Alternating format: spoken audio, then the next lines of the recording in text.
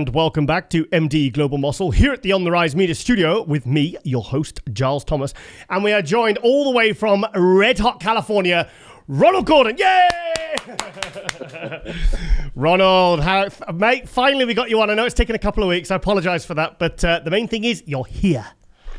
Yes, sir. Yes, sir. Good things come to those who wait. And, I think it's a little bit of both of us. But like I said, we're here. And let's just chop it up. Let's talk some shop here. Right. Okay. So I think the first time you popped up on my radar was it was around I think it was about last year, and because you're from California, but I was seeing pictures of you in Kuwait. Do you want to tell us how the whole thing came about and how that's been working? It's a great story of randomness, and I think so many of us have those little stories, especially when you span the globe.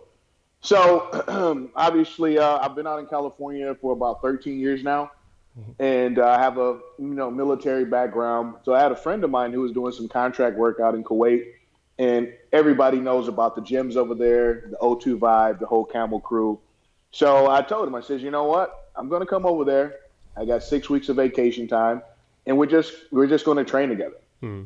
So I arrived. My buddy picks me up. We saddle up. Head on over to Jabria Oxygen Gym. We train for a couple of days, and it's crazy. We get like this call at 2 a.m. Yeah. Not at my phone number. My buddy gets this call from a number he doesn't know, and it's Abdullah. Okay. Yeah. Oh, 2 in the morning. Yeah, I don't know how he found us. I'm assuming he went through the gym database or something. Yeah. I don't know if that's legal over there. But so he calls my buddy at 2 a.m. I'm waking up, and my buddy's just handing me the phone, like, here, talk to him. And I'm like, who? So I talked to him, and he says, hey, you'd be a champion. I want you to come here tomorrow, 5 o'clock, ready to work. So that's what happened. We sat down. We talked about some things, exchanged my little bit of contest history because they were kind of catching up as well. Yeah. And had the opportunity to meet Bader Badai later on that day, and the rest is history. So we had a good slam. Go ahead. So when was this? What year? This was 2019, leading into the springtime. Okay, so this very obviously that's when you popped up my radar, because you must have popped up on Abdullah's feed, and I was like, who the hell is this guy? I've never seen him before. So, I mean, you're from America, and I feel bad because I feel like I should know more about you. So, we'll come to the Tampa show in a bit, but tell us a bit about your contest history, because I want to try and piece together if I've actually seen you before. Okay, so my contest history, and I like the fact that I kind of pop up on the radar here and there, kind of touch and go. So I was kind of a regional show guy. I pretty much relegated myself to that mentally for the better portion of about 3 years. So between 2013 and 2016, I was just doing regional shows. I'd always win my class. Sometimes I'd win overall, et cetera.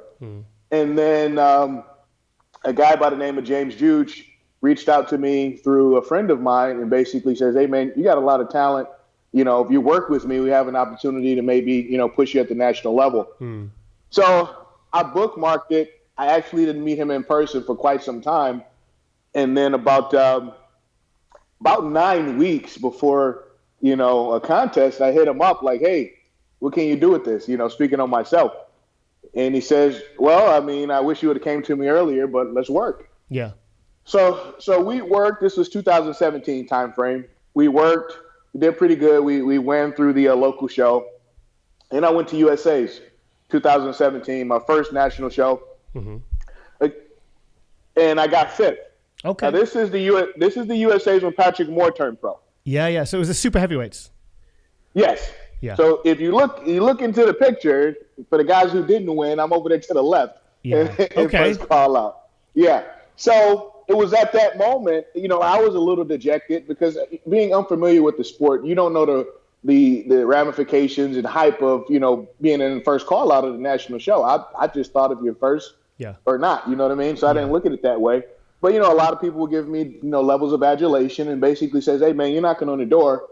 And I kind of looked at it and says, you know what? Patrick went pro.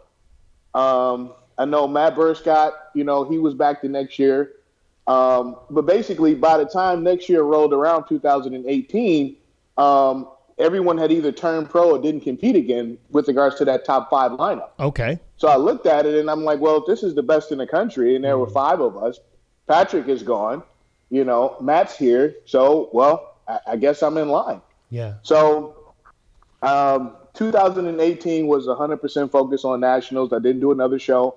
Showed up at USA's and I got second. Wow. So 1 second. So from 2013 to 17, you'd never competed outside regionals. You were just you'd relegated yourself to just winning overalls and winning your category. So then you went to the USA, took 5th in your first national level, and then you got 2nd at the USA's. Yes, the next year after that. Wow. Okay. 2018. Yeah. So again, I'm dejected again, a lot more than the previous time. Really? I am, because what people don't understand mentally about being an amateur is it doesn't matter if you got 31st or 1st and a half. At the end of that show, you got to get back in line. You haven't crossed over yet. So to be that close and you got your ticket in your hand and you're like, here, I'm next, and you're like, no, get to the back of the line. I was a little dejected, especially with the way that they had a 6-man call out. Okay. So when you're there with 6 guys and you're in the middle, you don't know. Yeah. Usually they give you a little tell. If it's 5 guys, you're in the center, you're good. So, I had my little sulking moment of about 72 hours. And then me and my coaching staff at the time, we decided to do Pittsburgh, the North Americans, which at the time was about a month and a half away. I had never done a back-to-back prep before, so this is kind of new territory. Seeing how my body responds and, stays on track. Like, do we try to do anything to improve? Do we just try to get harder? All that kind of good stuff. But for the first time in my little amateur career, I was a front runner. Okay. Did you look better or worse than at the USA's with the extended prep?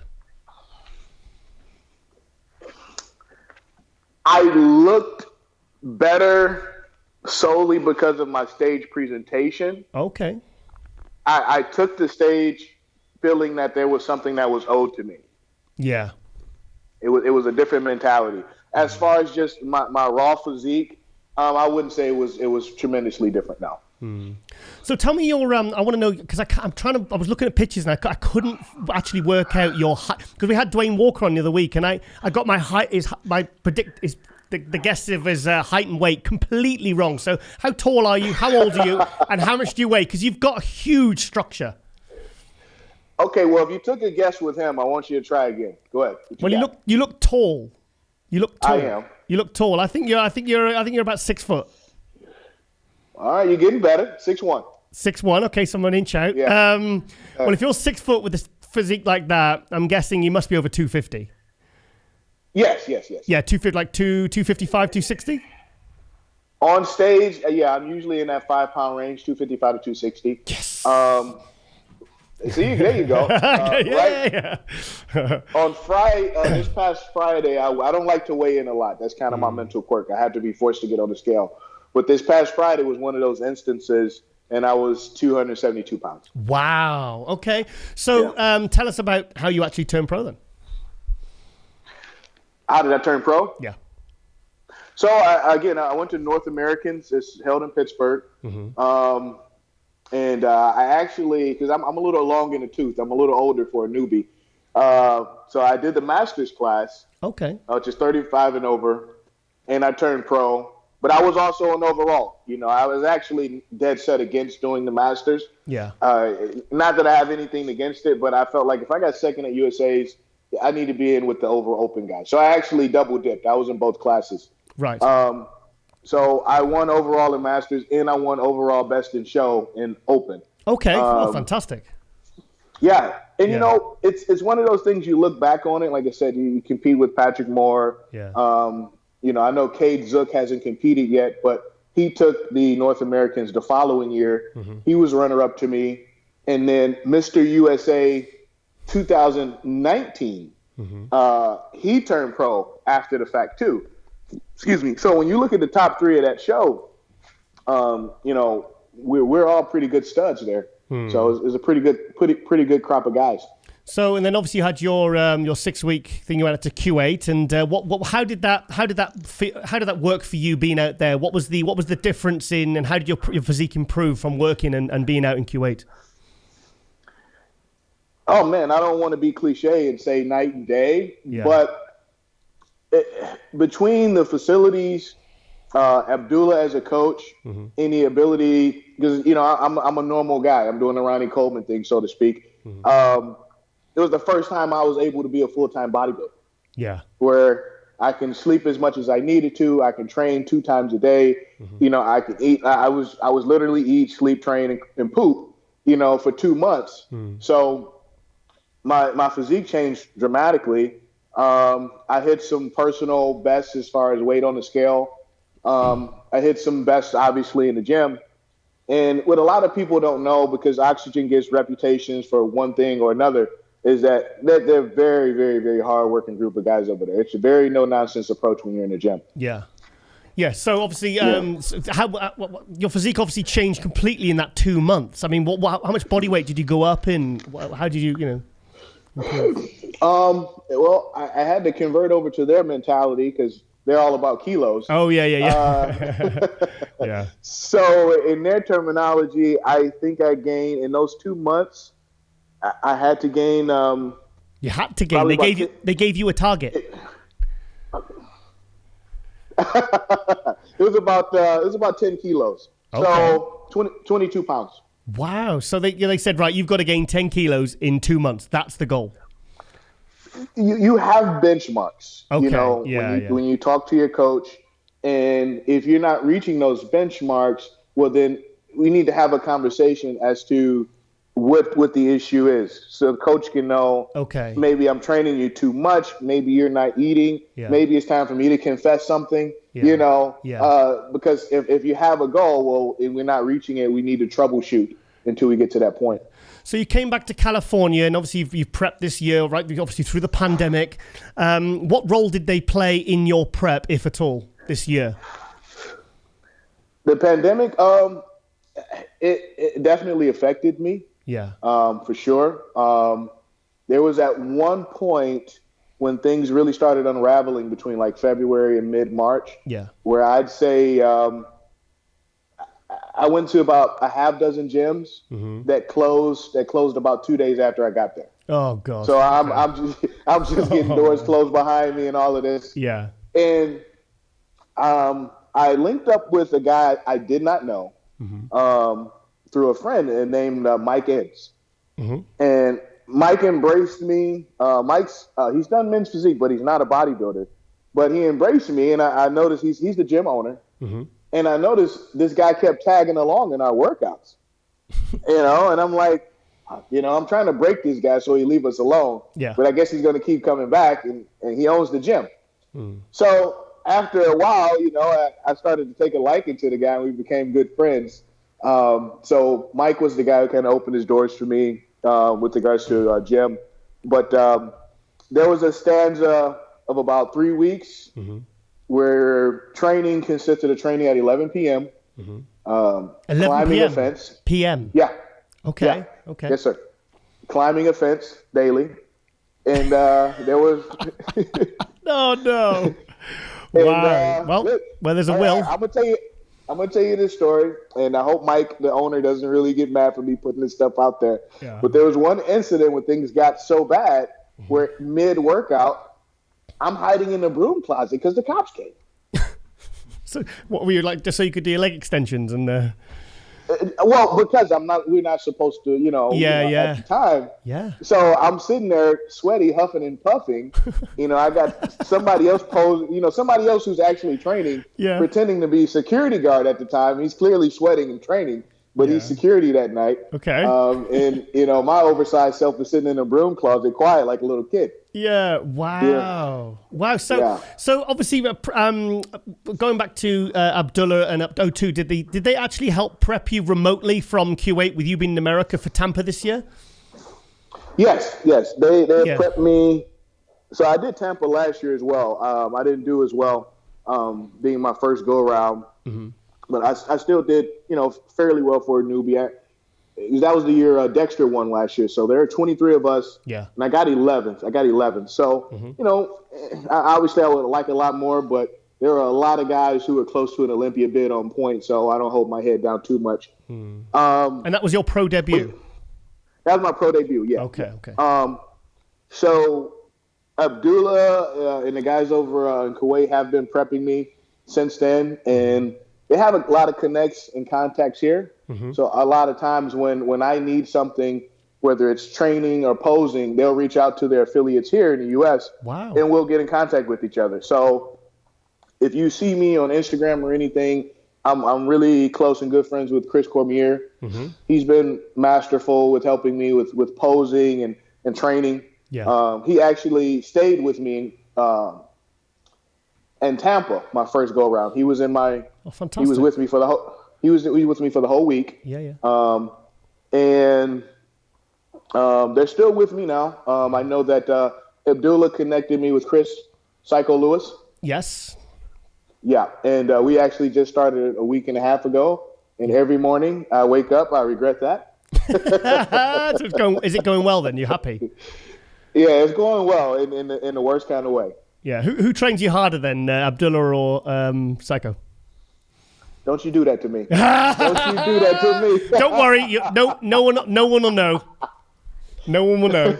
Is it obviously be different styles of training, but still very, very intense? They're both intense through the roof. Yeah. Abdullah trains at such a pace. Okay. He's faster. That your pyramid set, it seems like one set. Yeah. You literally have enough time. And, in Kuwait they have gym caddies, which means the people that put the weights on for you. Yep. So it seems like a great luxury until you like to lollygag and put the weights on yourself. Right. But when you got somebody, just racking it like they're working at a, oil change, yeah. You wish they would just slow down a little bit. So Abdullah will work you until he feels like you need to put on a different T-shirt. Oh, wow. Okay. Okay. Even with the aircon. Even with the aircon. Yeah, it's pretty intense. And as much nice, new, and shiny equipment that they had in Kuwait in those gyms, I don't know if you've ever been there. It's amazing. We never really touched it. Like, because of my physique and what he wanted to do with me, really? I was pretty much stuck with the compound, heavy-duty dumbbells, barbells, and every now and again, if I had a free play day, I would come in and play with the nice, new, shiny toys. But when we trained, I'd train with the heavy stuff. That's interesting. Chris Psycho Lewis, he's a big-time visionary. That's how I view him when we train. I feel like he has an idea for what he feels as though my physique can ultimately look like based on my genetic potential. Yeah. And he sets out to bring that out in his training. He's very, very detailed with every rep with regards to making sure the muscle contracts, is fully engaged, is fully stretched. And with that, there's a level of intensity that's expected of you because in order to reach that maximum contraction, you have to put the muscle under a certain amount of stress. You just can't just say, squeeze here and bring out your Christmas tree. It's bring out your Christmas tree while underhand rowing 315 pounds, that type of thing. Right. Does he make you do the T-bar rows where he just pulls a plate off every single, till there's literally one plate left? Does he ever do that one? Oh, I thought you saw the footage. I was like, man, we haven't put that out. That's like the Psycho Fitness movie. Just because I've seen the old Sean Roden videos where he had like so many plates on. I think it was the supported T-bar row, and he was just literally going to failure, pulling the plate off, going to failure, pulling the plate off, and it was just like 7-8 drop set in a drop set, Well, what we did, because back is like my biggest weak area. Recently, we did the T-bar off the floor, unsupported. Okay. Same concept. But what people don't understand and what they don't see, obviously you're limited when you put out stuff on social media, is that like before you get to that drop set, you have already gotten whooped on for a traditional pyramid set to get to that weight. Right. Yeah. So we definitely tangoed with that over the weekend. Yeah. So tell us about Tampa then, because I mean, like, you're really on everyone's radar now. It's like because I think one reason is because it was that kind of the first show for so long. So it was a really good show for you to do to show improvements and really kind of really get yourself noticed and get people talking about you. So tell us about that. Well, it's interesting. I think it was a surprise to a lot of people, but the guys on stage. Interestingly enough, myself, Hunter, Ian, Dory, and I are good friends. Mm-hmm. The only guy I really hadn't reached out to prior to was Dwayne Walker. Okay. It had nothing against him. We just didn't cross paths or get tagged on the same stuff. Well, he's East Coast, you're West Coast, isn't he? Yeah, but this is all social media talk. None of us ever met. Okay. And don't forget Joe Mackey as well. Yes. So we were all kind of talking, and obviously there's going to be competitive banter. Nobody crossed the line, but at the same time, I think that we're all looking forward to putting on a great show. We were all very hungry, and we're all pretty in tune with our training, while also understanding that we're all professionals. You know what I mean? Like, nobody's going to come and be a slouch. So Tampa was a lot of fun. Now, personally, I feel like I left some placings out there. I was in the first call out with only 4 guys, and obviously I got 5th. Yeah. So I left the door open a little bit to Philip, who got me in the finish line. Yeah. Why do you think that is? Why do you think that is? Did you fade? Well, Did you fade as the judging went on? Because sometimes you can get it where guys come out really strong and they fade, or some people have got better presentation. Some people just get harder the more they pose. Other guys just kind of fall away. I think it's a combination of my presentation faded a little bit, and talking to some folks, they feel like because I have a small waist, I have a tendency to take it for granted because I don't have to do so much to suck it in. So sometimes I just won't do anything, and people will catch me at an odd moment or whatever.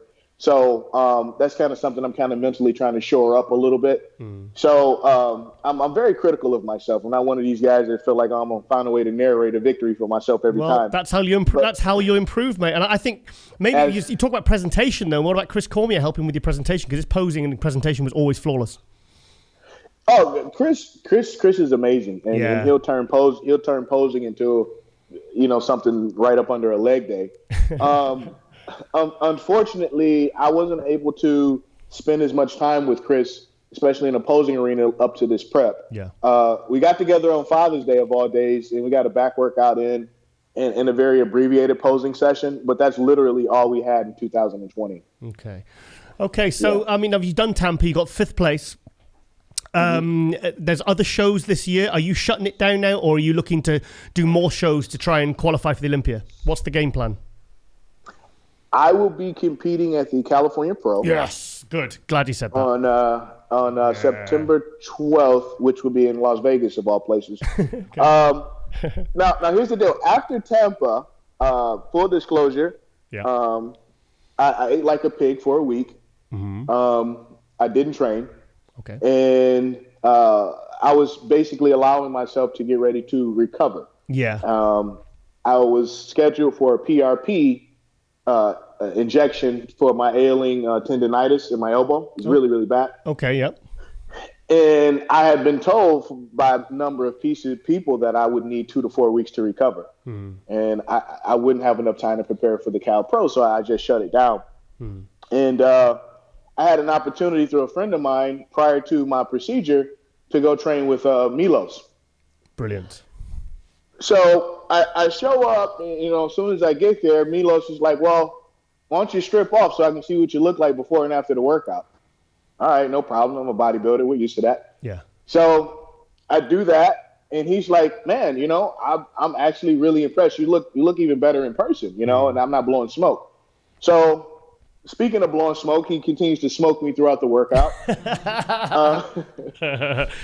Good old Milos.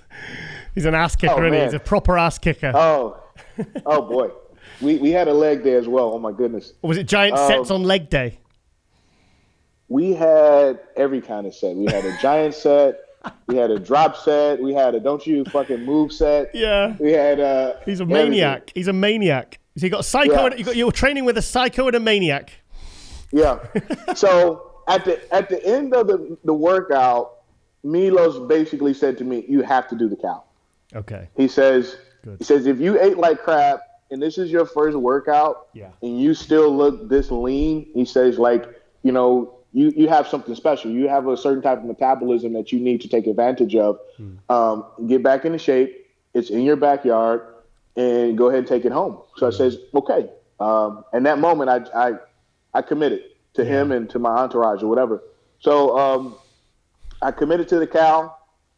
I canceled my PRP appointment. Okay. Right. Okay. Now, the story continues, random occurrences. So I'm back in the gym 2 days later, and I run into my orthopedic surgeon. Mm-hmm. I'm talking to him. He wasn't the same person I was getting my PRP from. And I just happened to ask him, I says, "Do you do PRP, by the way?" Mm-hmm. And he says, "Yes." And I says, "Is it true that you need to take time off?" He says, "No." He says, "It'll be very, very painful." He says, you probably feel like your arm is going to fall off. He says, "But you're not going to undo the procedure by training." So does the injection go into the tendon or the muscle? Where does it go? It felt like it went right into my tendon. It was very, very painful. Yeah. So are you just trying to train around it, or are you just trying to sort of go off any heavy work on the triceps or anything? Or? Well, what I did was I set up my split. Because I didn't take any days off. I set up my split to not do any pressing movements probably until tomorrow. So the procedure was this past Friday. Saturday was back. Yesterday was legs. And today I'll just do some biceps and calves. And I'll kind of put my toe into the water tomorrow. But it's feeling a lot better. Yeah, just go easy. So how many weeks out are we from the Cali Pro? 3.5. So about 19 days. Wow. Okay. So how are you feeling? How are you feeling? I'm feeling good. Contrary to previous times, my face hasn't shrunken like it normally does, although my physique is actually showing me promise. So that's kind of an odd phenomenon for me. I'm usually pretty chiseled in the face. Good. Do you think you'll look better than Tampa? I know I will. You know you will. So what are you? You say you don't really weigh yourself, but are you looking for a certain body weight, or are you just going purely by the mirror? I'm going purely by the mirror, and again, like I'm not an excuse maker, and the reason I say that, especially in bodybuilding, is that everybody goes through something in prep, whether it's physical, psychological, whatever. And I had a physical issue with a very, very small injury that affected a body part in Tampa. Okay. You couldn't tell because I was able to pose around it, of course. Again, that's the sport. But it's completely healed now, and that really helps me mentally get ready, being confident, because it's a body part that kind of I'm really, really proud of. Yeah.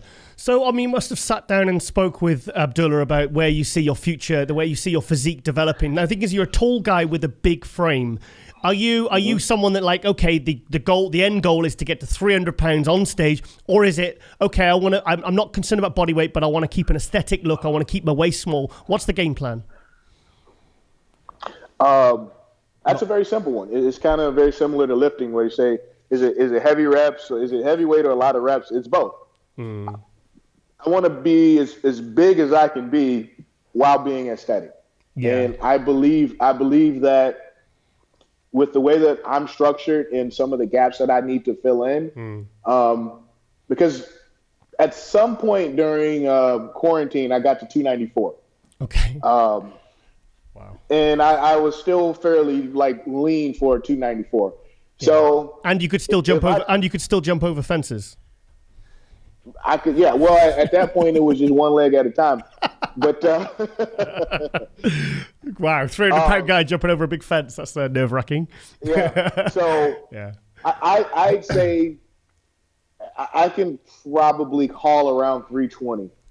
I can probably get there. Oh, you mean off season? Yeah, obviously. Yeah. Yeah. I don't think anybody's going to be. Getting on stage at 290 like Ronnie Coleman anytime soon. Yeah. So, to be honest, when I first saw your physique, I just thought, oh my God, it looks like a second coming of Paul Dillette.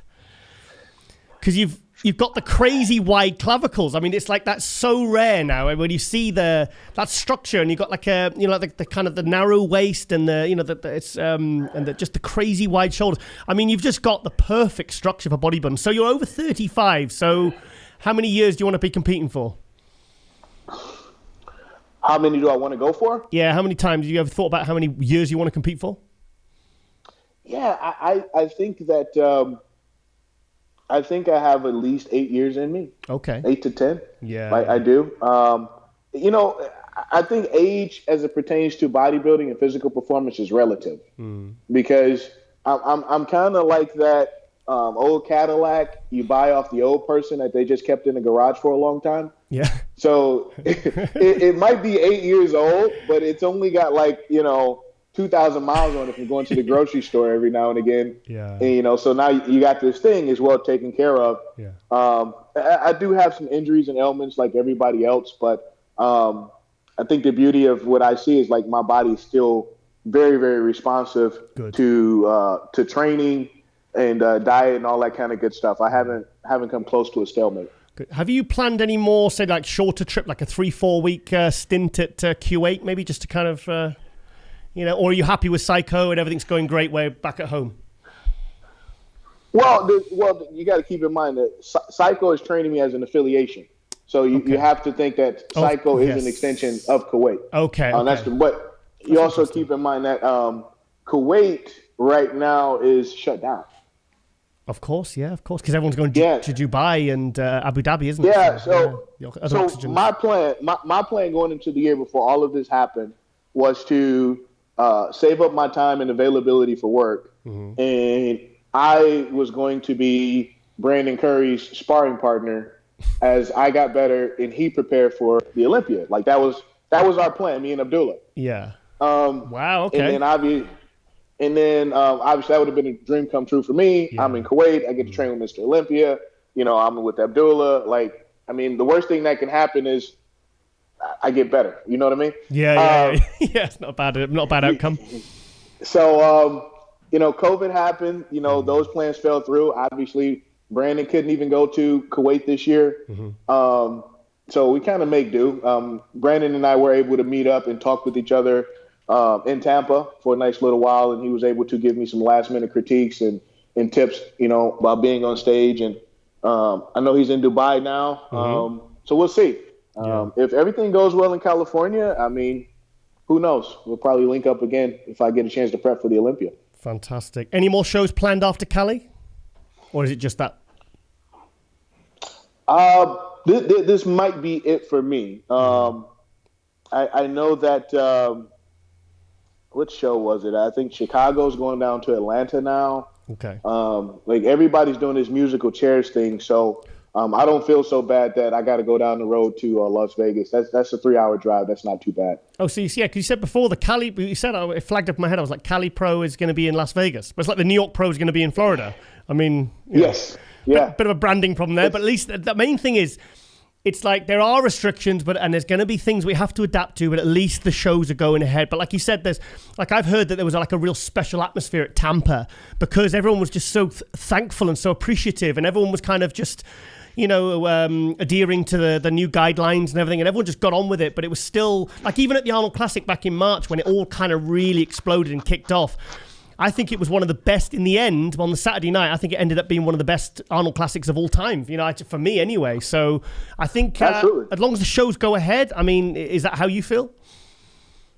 I do feel that way. I mean, we're all big boys and girls and we love our sport. Yeah. And I think in bodybuilding, whether there's COVID or not, there's going to be risk involved, you know. True. Anytime you get ready to compete and anytime you put yourself in the throes of contest preparation, you're going to be putting your body in all types of risks and circumstances, whether it's, you know, the diet that you're on, the risk that you take in the gym, et cetera. So we know what we signed up for. Yeah. As far as competing in the atmosphere in Tampa, you're spot on.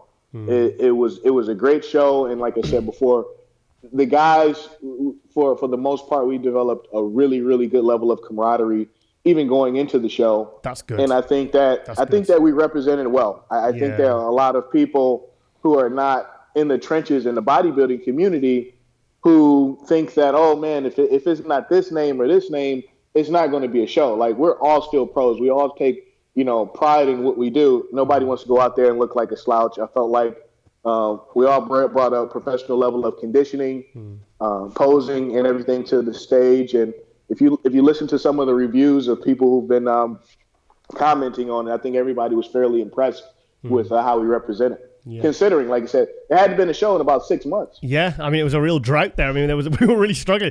I was having to write a column for MD called Global Muscle Buzz, and it's like, well, there's no buzz because there's no shows, but I had to get really creative, It was like, wow, that was a real test of my writing ability. But are you excited? Yeah. Are you excited for this year's Olympia? I'm excited about it. I am. I think the change of venue is good. I have nothing against the New Orleans hotel, but I think putting the Olympia right back on the heart of the Strip is going to be amazing. Yeah. And I also think that there's going to be something special about having the Olympia a week before Christmas. That's just something about it. You're the first person that said that. Because everyone's like, the venue, and it's like this and that. And you're the first person that's actually mentioned the fact that it's right before Christmas. Yeah. Wow. Again, I don't have kids, so maybe for me, I have a different take on it. Maybe a lot of guys. That's even more weird. That's even more weird. That's brilliant. Yeah. So for me, I just want to show up, and I've been to Vegas during Christmas time, and it's actually not a bad atmosphere, and it's pretty cool. Like I said, 2 weeks from then, you have the New Year's Eve celebration. So for the Olympia to kind of be in that little section of Vegas scheduling is pretty big to me. Yeah. So who's winning the Olympia this year then? Oh man, doing it to me again. Come on, I had to throw that in quick there. Throw it in quick.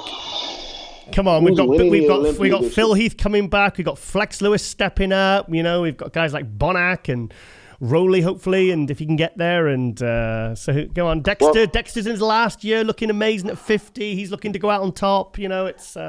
Come on. Well, I'm going to be extremely biased here. Brandon. I don't know Flex Lewis. Yeah. I have nothing against Flex Lewis, but I do not want him to win. Okay. I don't want Bonac to win. Okay. I don't want anybody under 5'7" to win. I thought it was I was starting to feel offended now. I thought it was a European thing. No. I want the Olympia to start moving back into the direction it was, back in the earlier days. Give me at least 5'10". With that said, okay. All jokes aside, those guys have incredible physiques. Yeah. I think Brandon will win. I think that when you can win and still have things to improve and learn from, that's the best possible scenario. Yeah. And that's what he was able to do.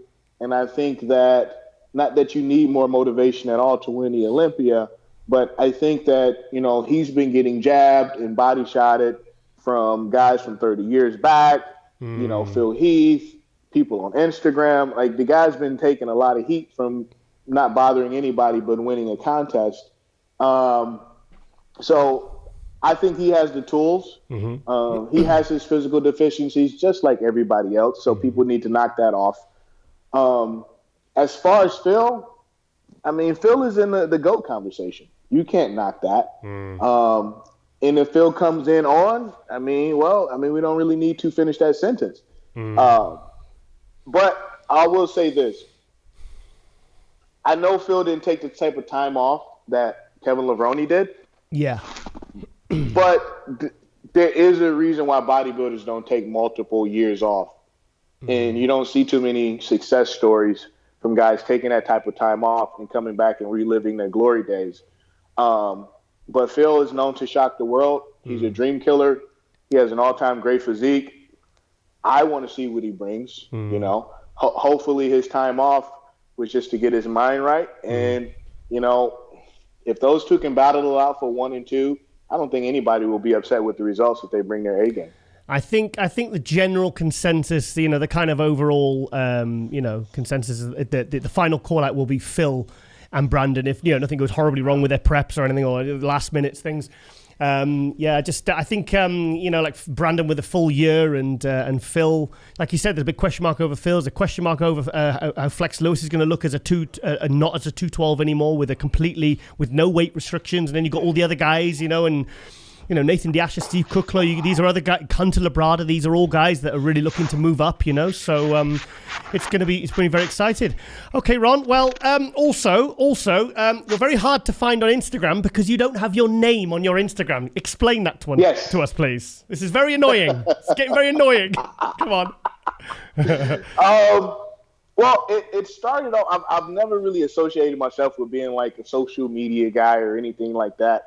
So I just kind of created a little moniker just to have something to kind of look at stuff and exchange media with my friends when I did it. Right. Okay. So now once I've started to develop a little following and people like to exchange with me, I'm actually kind of like the idea that I'm kind of, waiting in the wings and people's like, hell yeah, the RPG guy. And I'm like, you know what?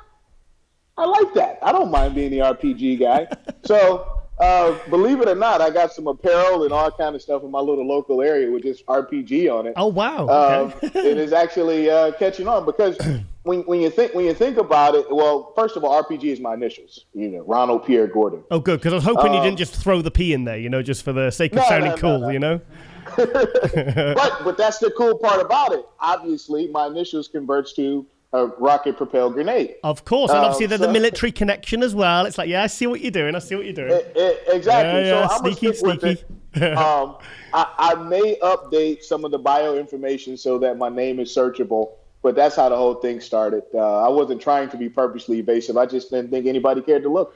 I was just shocked because I looked in the bio and I was like, I don't even know. I've seen this guy on Abdullah's Instagram, but I don't know what his bloody name is. It's like I had to really look for it. It took me a while to look for it, and I didn't spot what the clues you put in the description. But yeah, so Ronald Gordon is RPG. This is the guy. So, and I think it was only when I saw the results at Tampa, because I saw the results and I was like, who's this guy, Ronald? So I clicked on it, and it was because they put the Instagram names on next to the placing on one of the Instagram posts. I was like, then I connected you up. That's how I figured it out, who you were and your name and everything. So yeah, that was that, mate. So. Sorry to cause you that little bit of investigative work. That wasn't my intent. Right. Okay, then, Ronald. Well, this has been absolutely fantastic, and I'm glad we finally connected, mate. And this has been really good, and I'm really excited for the Cali Pro, mate. I'm really excited to see what you're going to be bringing, because like you said, I like, because I'm tall as well, and I do like the tall, big physiques, and you can see you've got crazy potential. I mean, there was photos I looked at, and I thought, is this guy photoshopped? It's like your structure was so crazy. And, seriously, and I saw the pictures of you with Milos and everything, and like you could see Milos was in it, when Milos is impressed, that he's looking at something special, something with real potential. So, Ronald, what's the P for again? It's Pierre. Yes, Pierre. French. Oh, Ronald Pierre. Right. Oh, right. Okay. I'll remember it. French, like Giles. That's French as well. Not Giles. There you go. Giles, yeah. Okay then, mate. Well, all the best with the prep and all with the Cali Pro, and we'll keep a close eye on your progress, and hope to see you either on stage or in the audience at the Mr. Olympia in December, mate. Yes, I will be there, whether on stage or handing out popcorn. Yes, I will be there. All right then, mate. Well, this has been great, and like I said, all the best with the prep, and I'll speak to you very soon. All right, thank you. Okay, thank you, Ronald. Bye-bye.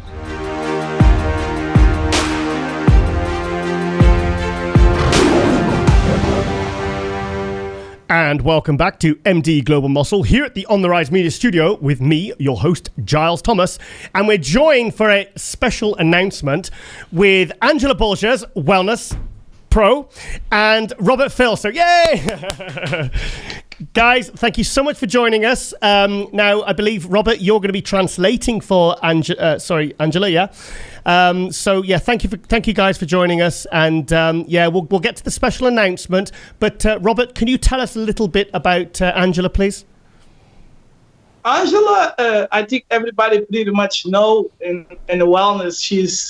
She's I don't like to say the greatest of all time, but on the moment, I think she's one of the best in the world. She detains the Guinness record with 56 winnings. 56. And I think I'm correct. Mm-hmm. And she's also specialized, and she got a degree and physiology. Okay. And she's from Brazil. We quite friends, and now I'm her coach now.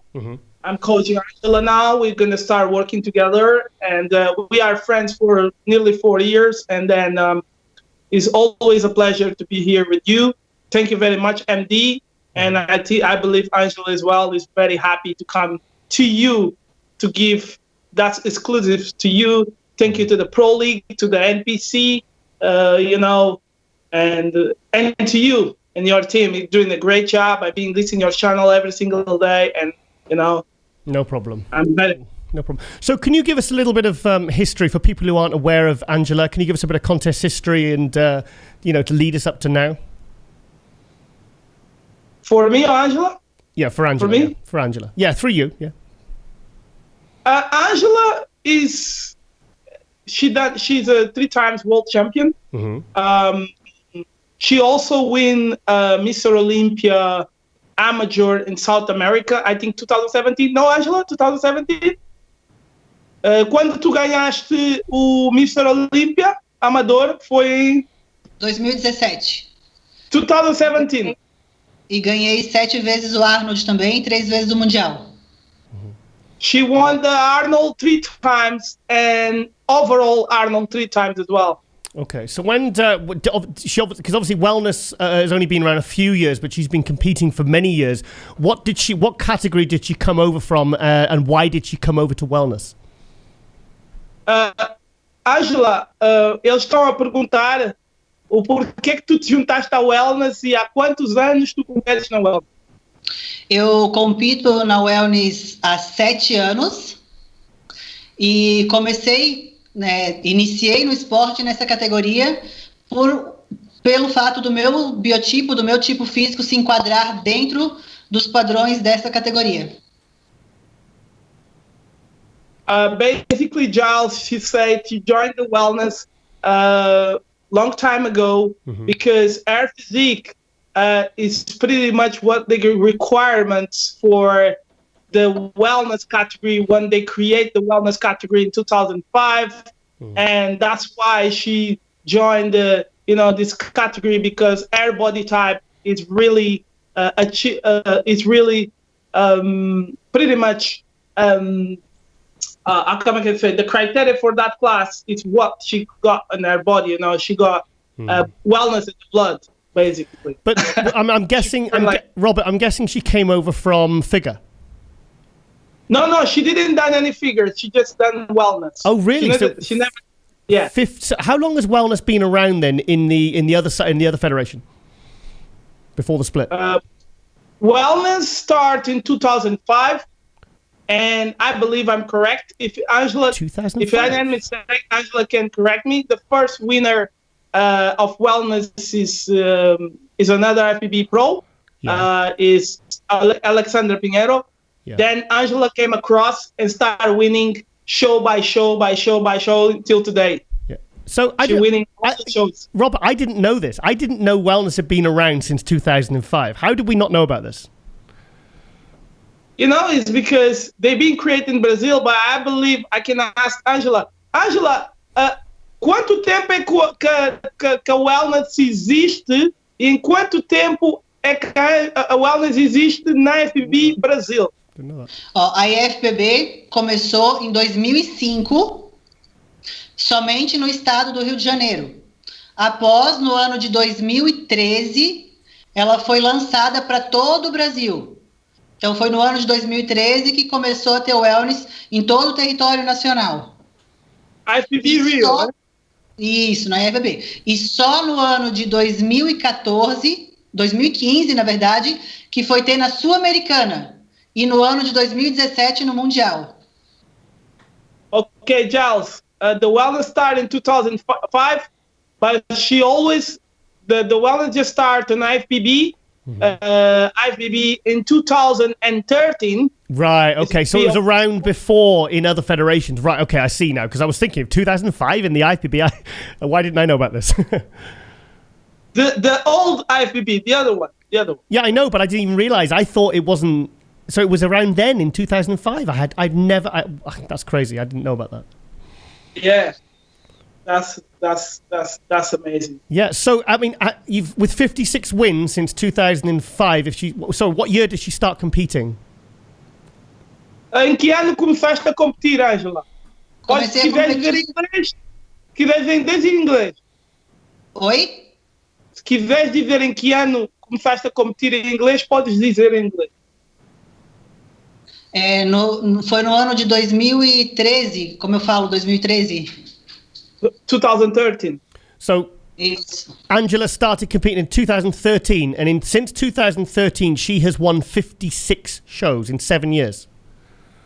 Yes. So has she been like on a 7-year prep? Yeah. Wow. Okay. 56 wins in 7 years. Ele está a dizer como é que é possível tu estar 7 anos e ganhares tantos overall, tantos. Em 7 anos quer dizer que tu estás em dieta há mais de 7 anos. Yes. Wow, okay. Mais de 7 anos. Okay. Robert, fala pra ele que ano passado eu competi 10 vezes. Last year she done 10 shows. 10 shows. So, okay, I think you know what question I'm leading to. Has Angela ever not won a show in 7 years? Say again? Has Angela never not won a show? Because if she's done 56 shows and she got 56 wins, is it 56 wins? 56, yeah. So she's done 56 shows in 7 years. Has there been any shows that she has not won? Angela, tu tiveste algum show em 50... todos esses shows, tu tiveste algum show que tu não tenhas ganho? Eu competi num show de Las Vegas, assim que a categoria teve a primeira vez no Olympia, em 2017. Esse show eu não me classifiquei. Okay, she done a show in 2017, Amateur Mr. Olympia, Las Vegas, where she didn't make the tops, I think top 5. She didn't make top 5. Okay. 2007. Okay, well, let's not talk about that one. Let's talk about the 56 wins. Yeah. Robert, isso aconteceu quando houve a separação das federações. She's saying, like, basically because they have the split, the split, and you know that is a very hard show for her, and she's not in good condition at that time. It's very it's not the best time to compete, but you know she's humble. She accepted defeat, and that's it. It's done. So obviously one of the main reasons we've got you on is because there's some big news from Angela, because obviously she's won everything there is to win over 7 years. You know, she's obviously the world's #1 in the wellness, and then obviously last year we had the emergence the emergence of the wellness class to the Pro League. So do you want to tell us why you've come on today, Robert? Angela, estão a perguntar que pronto, agora a wellness veio para a NPC e agora o porquê da tua decisão agora, desse anúncio. Eles querem ouvir tu dizeres que vens para a NPC, depois o resto podes dizer em brasileiro, podes dizer em inglês que vens para a NPC, que o anúncio é que tu vens para a NPC, e depois o resto podes falar em português que eu vou traduzir. Ok. I go competition NPC. Yep. Okay. Por quê? Como eu falo por quê? Robert, porque acredito que agora lá é onde está, né, a wellness está no Olympia agora na NPC, e com certeza o Olympia é o sonho de qualquer atleta.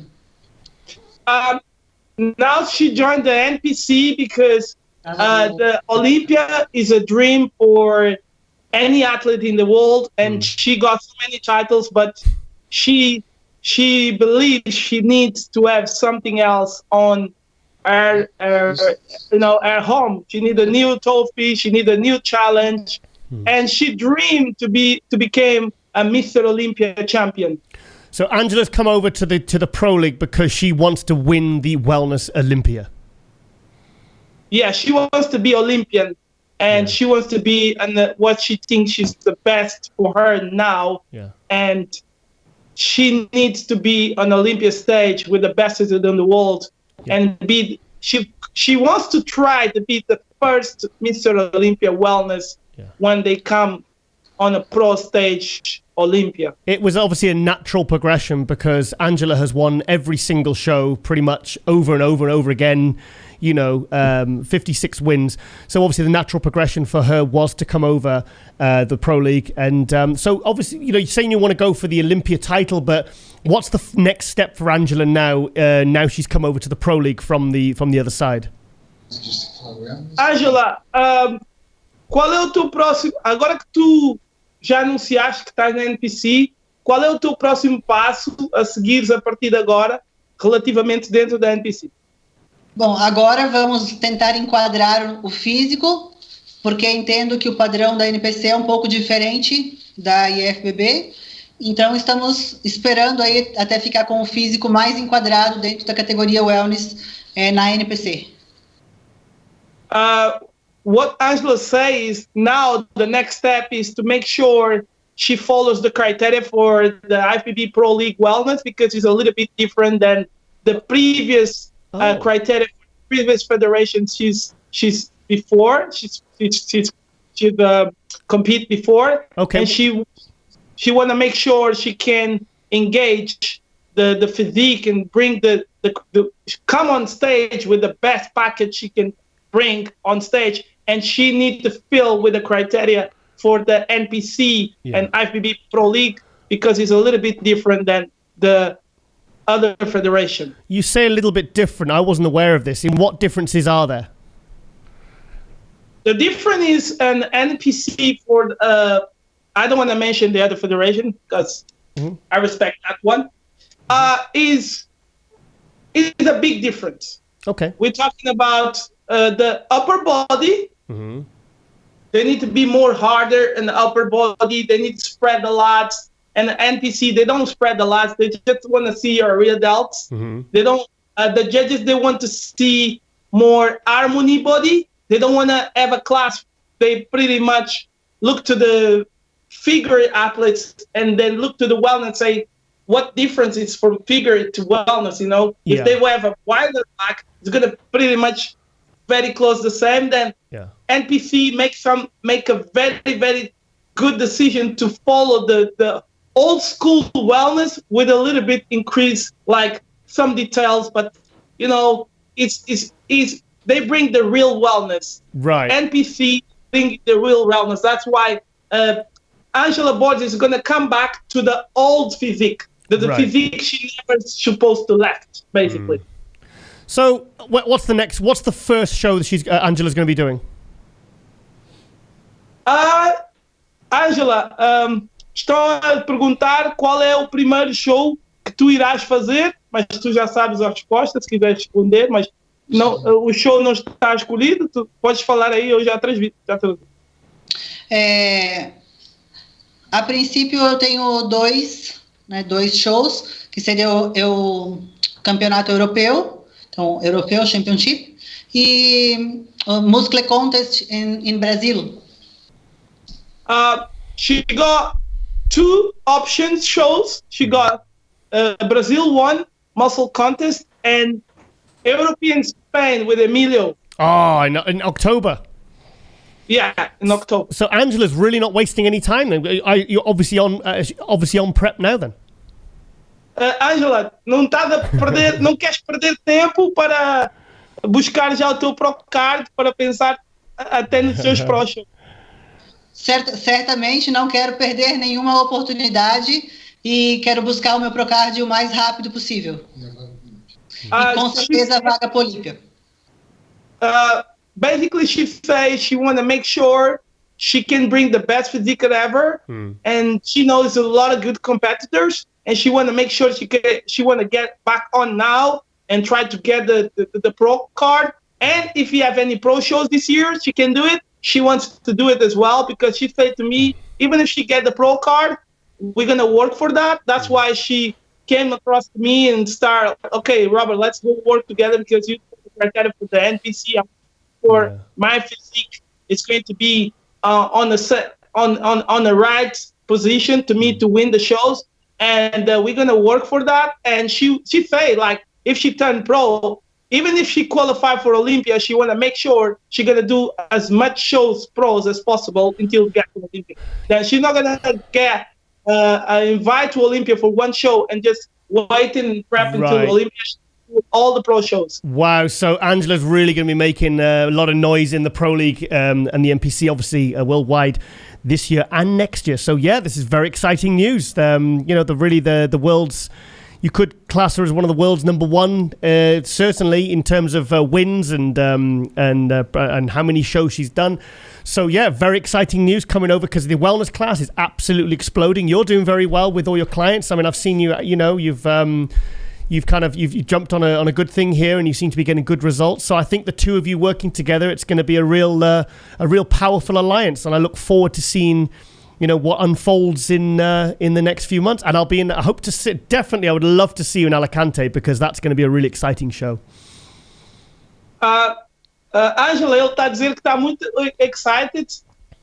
Se tu por acaso fizeres o de Espanha, ele vai, certeza, ficar muito encantado em querer ver-te no palco, porque ouve falar tanto de ti e está muito excited por saber que tu estás na Pro League. É um grande announcement, é uma grande atleta que está a entrar na NPC, realmente vai valorizar a categoria ainda mais. Tem excelentes atletas, nós sabemos disso. Tu és humilde o suficiente, eu sei que tu és, que não te falta é humildade. E sempre elogiaste todas as atletas que estão na NPC, que são boas, mas isso não evidencia que tu queres ganhar, queres ser a melhor, queres fazer também história no Olympia, na Pro League.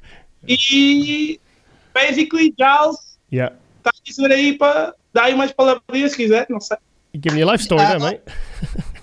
Robert, fala para ele que eu estou, com certeza, eu vou dar o meu melhor para ser uma excelente atleta dentro da NPC também, e que mesmo conseguindo a vaga para o Olympia, eu pretendo ir em todos os melhores shows que tiver dentro da NPC, porque eu sou uma competidora, o que eu amo fazer é estar no palco, e isso me deixa muito feliz, e estou muito feliz em estar na NPC, espero conhecê-lo pessoalmente na Espanha. Giles, first of all, I go for the way she finished. She say she want to meet you in person, Giles, and maybe in Spain, and she's very happy. And like she say, she don't want to do a show pro and get the qualified to Olympia and sit down waiting for the Olympia. She want to do a pro show. Fantastic. Like Dexter Jackson. Well, you got more wins than Dexter Jackson. Oh my God, that's incredible. Okay, guys. Well, I wanted to get you on. I just, like I said, this is big news. Coming over to the Pro League, because very well respected names in the industry. So, I wish you all the very best. Big thank you to you, Angela, for coming on. And it's because this is a very exciting division, and you're adding a lot of excitement to it. And Robert, I'm really excited to see what will unfold in the next year. So, Angela Borges and Robert Phil, anyone to say? Sorry, you want to say something? I just want to say something I forgot. She said that. Okay. And it's the last word she say. She say, I'm coming to stay in FBB Pro League, and I'm coming to fight and for win. Okay. Well, that's the words. I actually believe her as well. I really do. So, I think the track record speaks for itself. So, okay, guys. Well, I hope to see you in Alicante. And like I said, all the best for the next year. So, thank you so much, guys. Thank you so much, Charles. I'm see you soon, bro. Thank you, Angela. Thank you, Robert. Bye. Thank you. Bye-bye.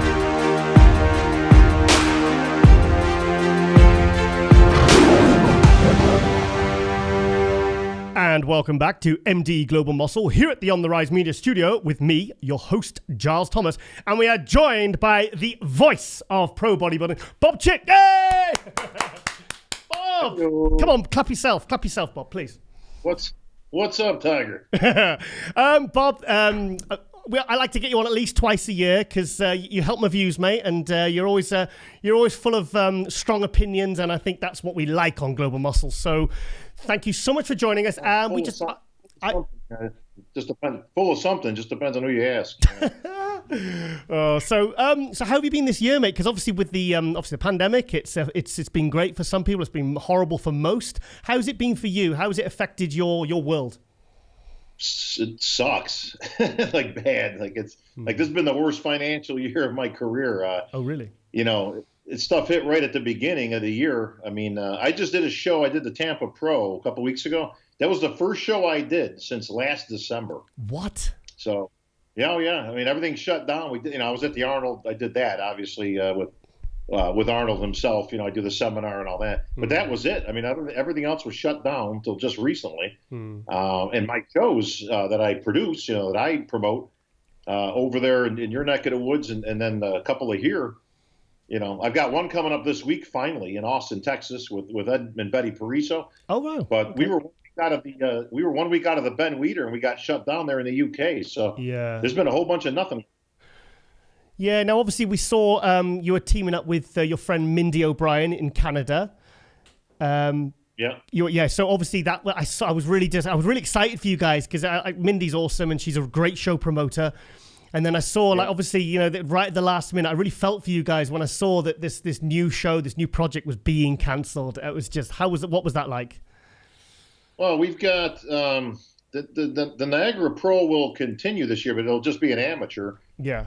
There was no sense of doing the pros because we can't get any pros there. I mean, the borders are shut down between everywhere, including U.S. to Canada. So it wasn't going to be worth it, So just into our second year and we had to kind of reduce it down to just a local, Canadian qualifying show, which is better than nothing. We wanted to at least keep it going. But, at first we were kind of excited because the date of the Olympia got pushed back to December, which meant there was a possibility that this could have been a qualifier for this year's Olympia. But nothing's really changed in terms of the borders opening and such. So it's a challenge everywhere, but it's not good.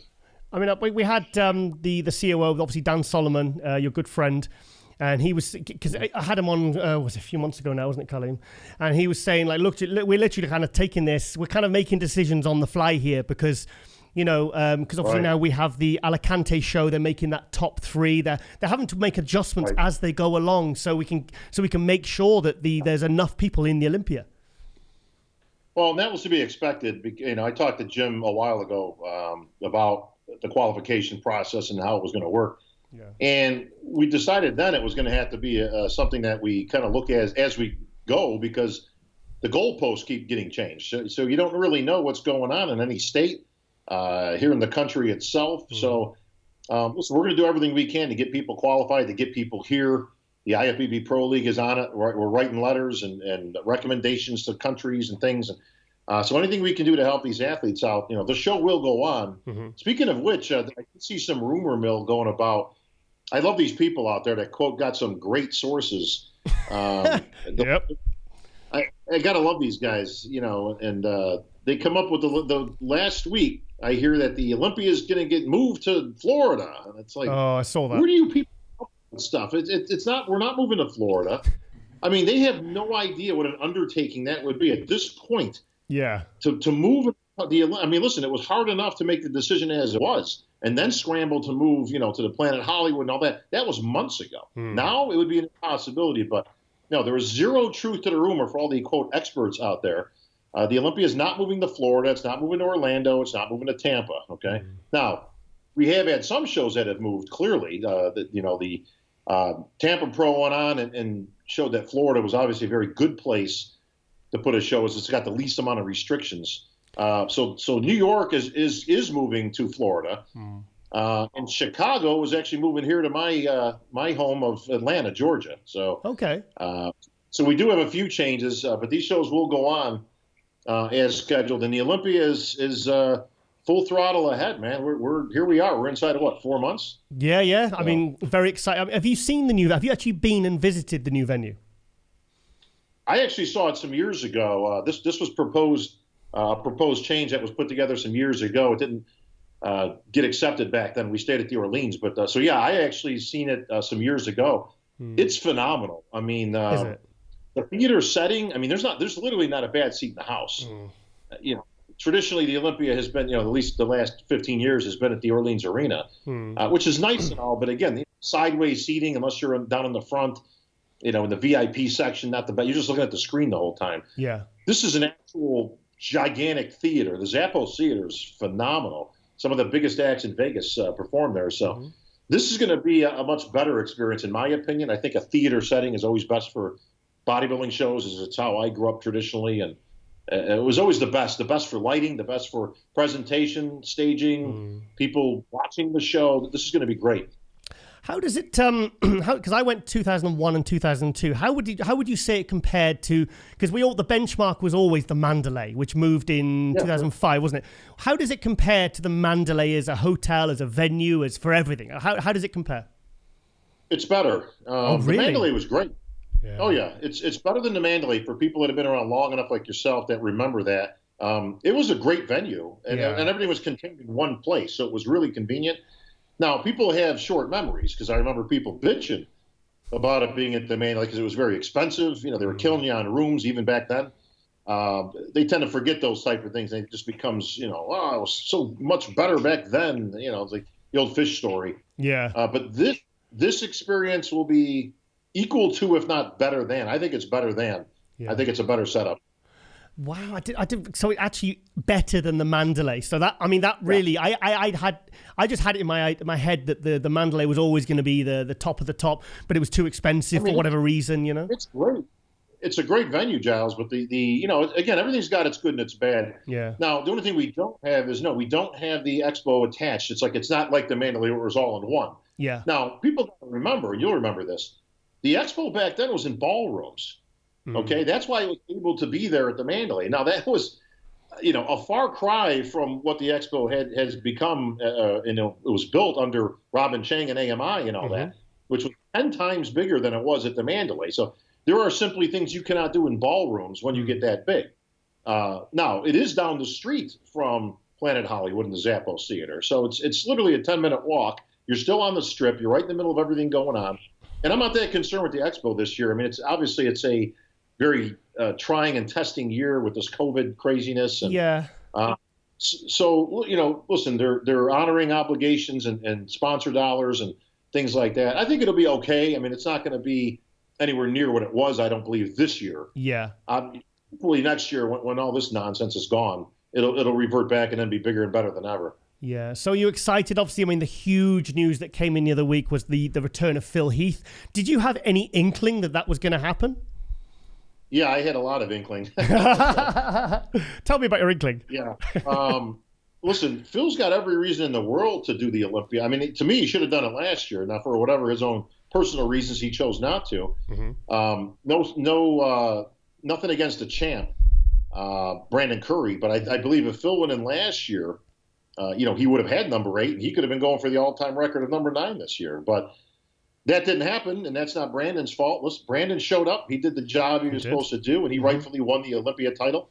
Now he's going to be defending that title against the 7-time champ coming back and Flex Lewis. Yeah. So it's going to be, and hopefully the rest of these guys can get her. The Hadi Chupan and Big Ramy and Ruli and Dexter, we know will be there in his last Olympia. So we've got history in the making, Giles, as always, but this could be literally one of the best Olympias in the last 20 years. So we're going to have, you put a post up on Instagram the other day about when was there ever this many Olympia champions? And can you tell us what that year was? Because I never actually saw the answer. Tell me. You never saw the answer? No, I didn't see the answer. Giles. Come on, sorry. Come on. How could you see that? This is just you actually saw the answer, but you want me to say it. So 84 and 2013, I believe it was the only 2 years that you had 3 Olympia champs competing. Now, for all the nitpickers out there, because we had a whole bunch of people responding when I put that out. Yeah. Like, oh, what about this year? And what about Lee Haney won? It's like, yeah, Lee Haney won at the end of the night. All right. The last 5 seconds of the show, he was Mr. Olympia. So no, you don't count. We weren't counting. Yeah. Was going to be crowned Mr. Olympia. We were talking about people that were Mr. Olympia. So yes, we have 3 of them this year, and if Roden somehow, some way was able to get there, we'd have 4. Certainly not counting on that, but we've got 3, and that's And again, we're splitting hairs, but you have to when it comes to titles. And you know me, Giles, I'm a stickler when it comes to titles. Yeah. You got Flex Lewis in there too. Now technically not a Mr. Olympia, but a 212, 7-time 212 Olympia champ. Yep. You know, so you can't discount it. I mean, he will be up there in the top 3. You heard it here today. You think Flex Lewis can be top 3? Absolutely. Okay. Yeah. Okay. And I'll tell you why. Okay. Number one, everybody talks about like his size, you know, being a disadvantage. Listen, if this was the old days, I would agree. Yeah. But let's do comparison. Okay. So Flex Lewis will be up there against the likes of William Bonac. Yeah. You know, you got the champ, obviously, you know, Curry that will be representing and trying to, you know, make it 2 in a row. You've got, you know, start going down the line of potentials. Okay. Dexter Jackson, right? Mm-hmm. They're all about the same size. I mean, listen, it's not like Flex is being, you know, they're all 6 inches taller. Mm-hmm. They're all about the same. Okay. So it's not like it's a big difference these days.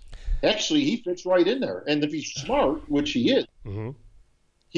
he probably won't be more than, my prediction, 220. No, come on. Which I think would be real. Do you think? Well, listen, I think if he's using his head, okay. Yeah. I guess you can't go crazy because here's what happens. Listen, we saw Bonac the other year go bigger, and he goes just blockier. Yeah. The bigness didn't help him. It actually hurt him in his placings. He was better off a little trimmer with that waistline small, which gives the illusion. So that's the ticket there. But listen, Flex is like he's got to be smart enough to know. Like he goes in there like 230 something. Forget about it. He'll be a brick.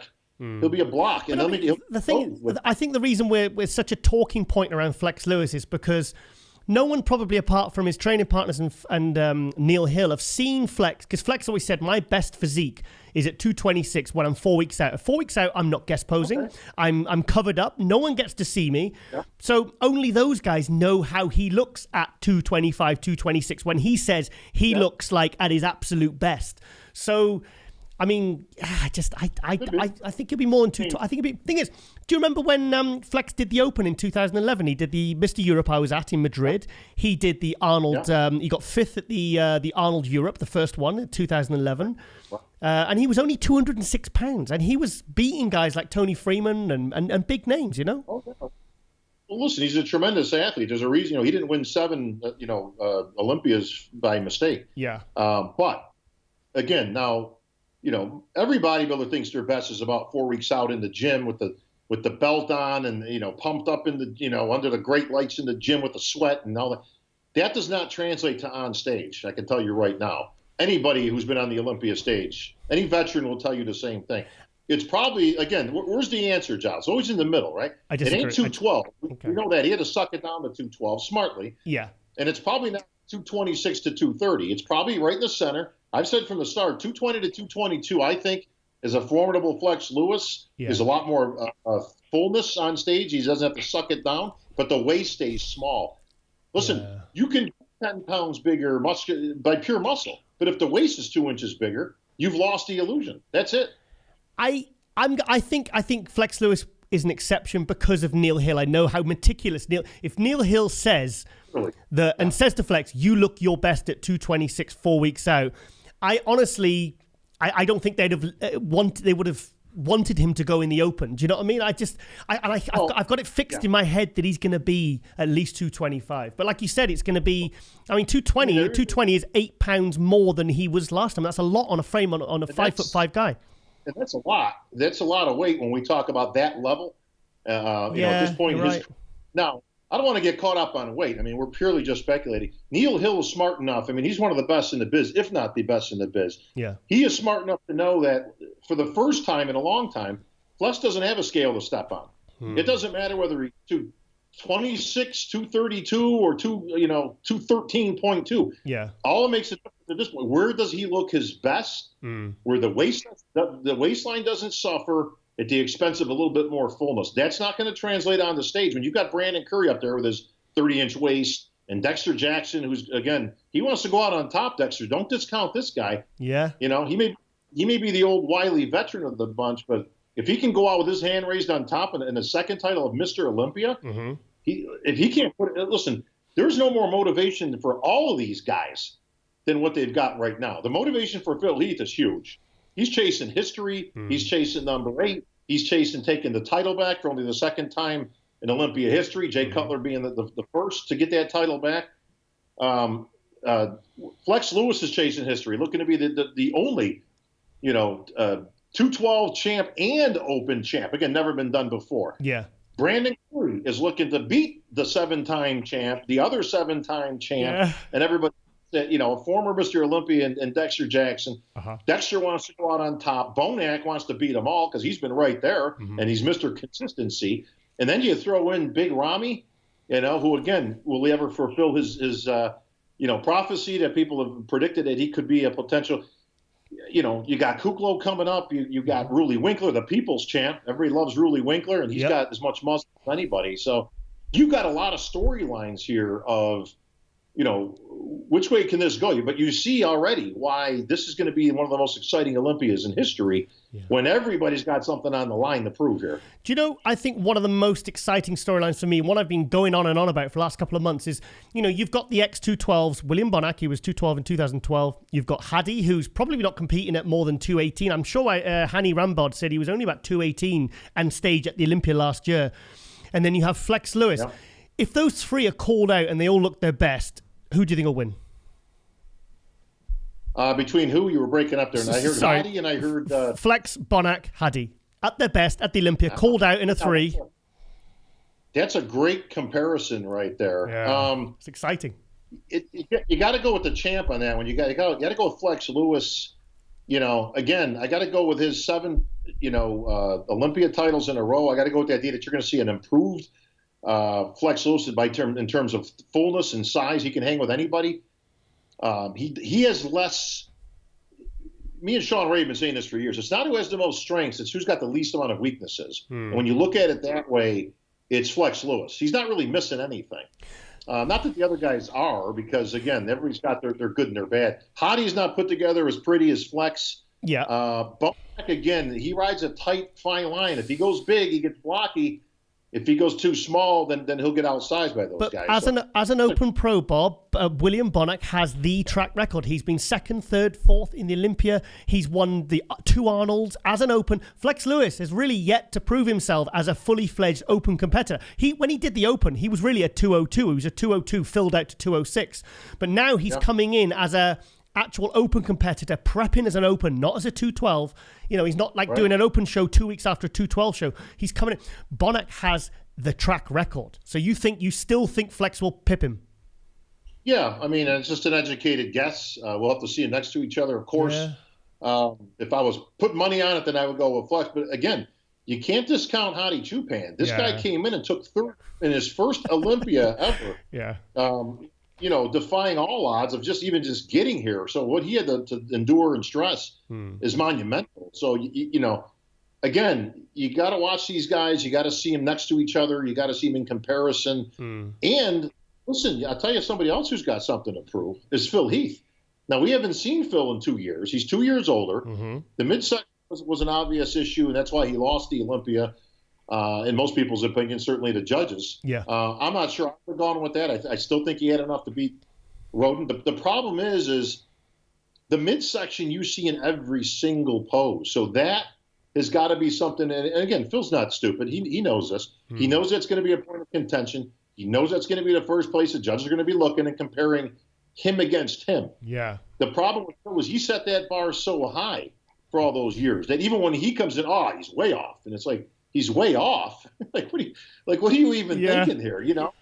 He's not off. Listen, I mean, the midsection control, and that's what it is, control. He doesn't have to duplicate 011, 012. He just has to be tight in the midsection. And if he's tight in the midsection and the rest of Phil is Phil, you can forget about it. It's lights out. It's number 8, and he's in the record books. Because when he was in 2018, his condition was not off. He was shredded. But for me, I spoke to Milos about this the other week, and Milos said he was just not as full and popping and as exploding as he normally was. His condition was not off. He just wasn't popping. He didn't have the same pop to his physique. So he was not off. And like you said, the judges, it was the midsection that they kind of they decided to pull him down on. Well, let's not forget, Giles. That was the second year in a row. The year before when he won the midsection was not as big an issue, but an issue. Yes, it was, yeah. When he showed, if that never happened, okay, if 17 never happens, then 18 he wins.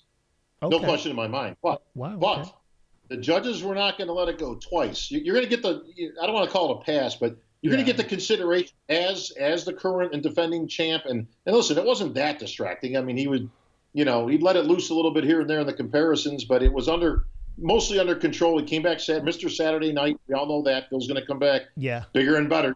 Better be ready Saturday night. The second year, and Roden happens to nail it that year. Okay? Now, again, Roden is very good, but he's very similar to Milos in that what you see first is thighs and abs. Mm-hmm. All right?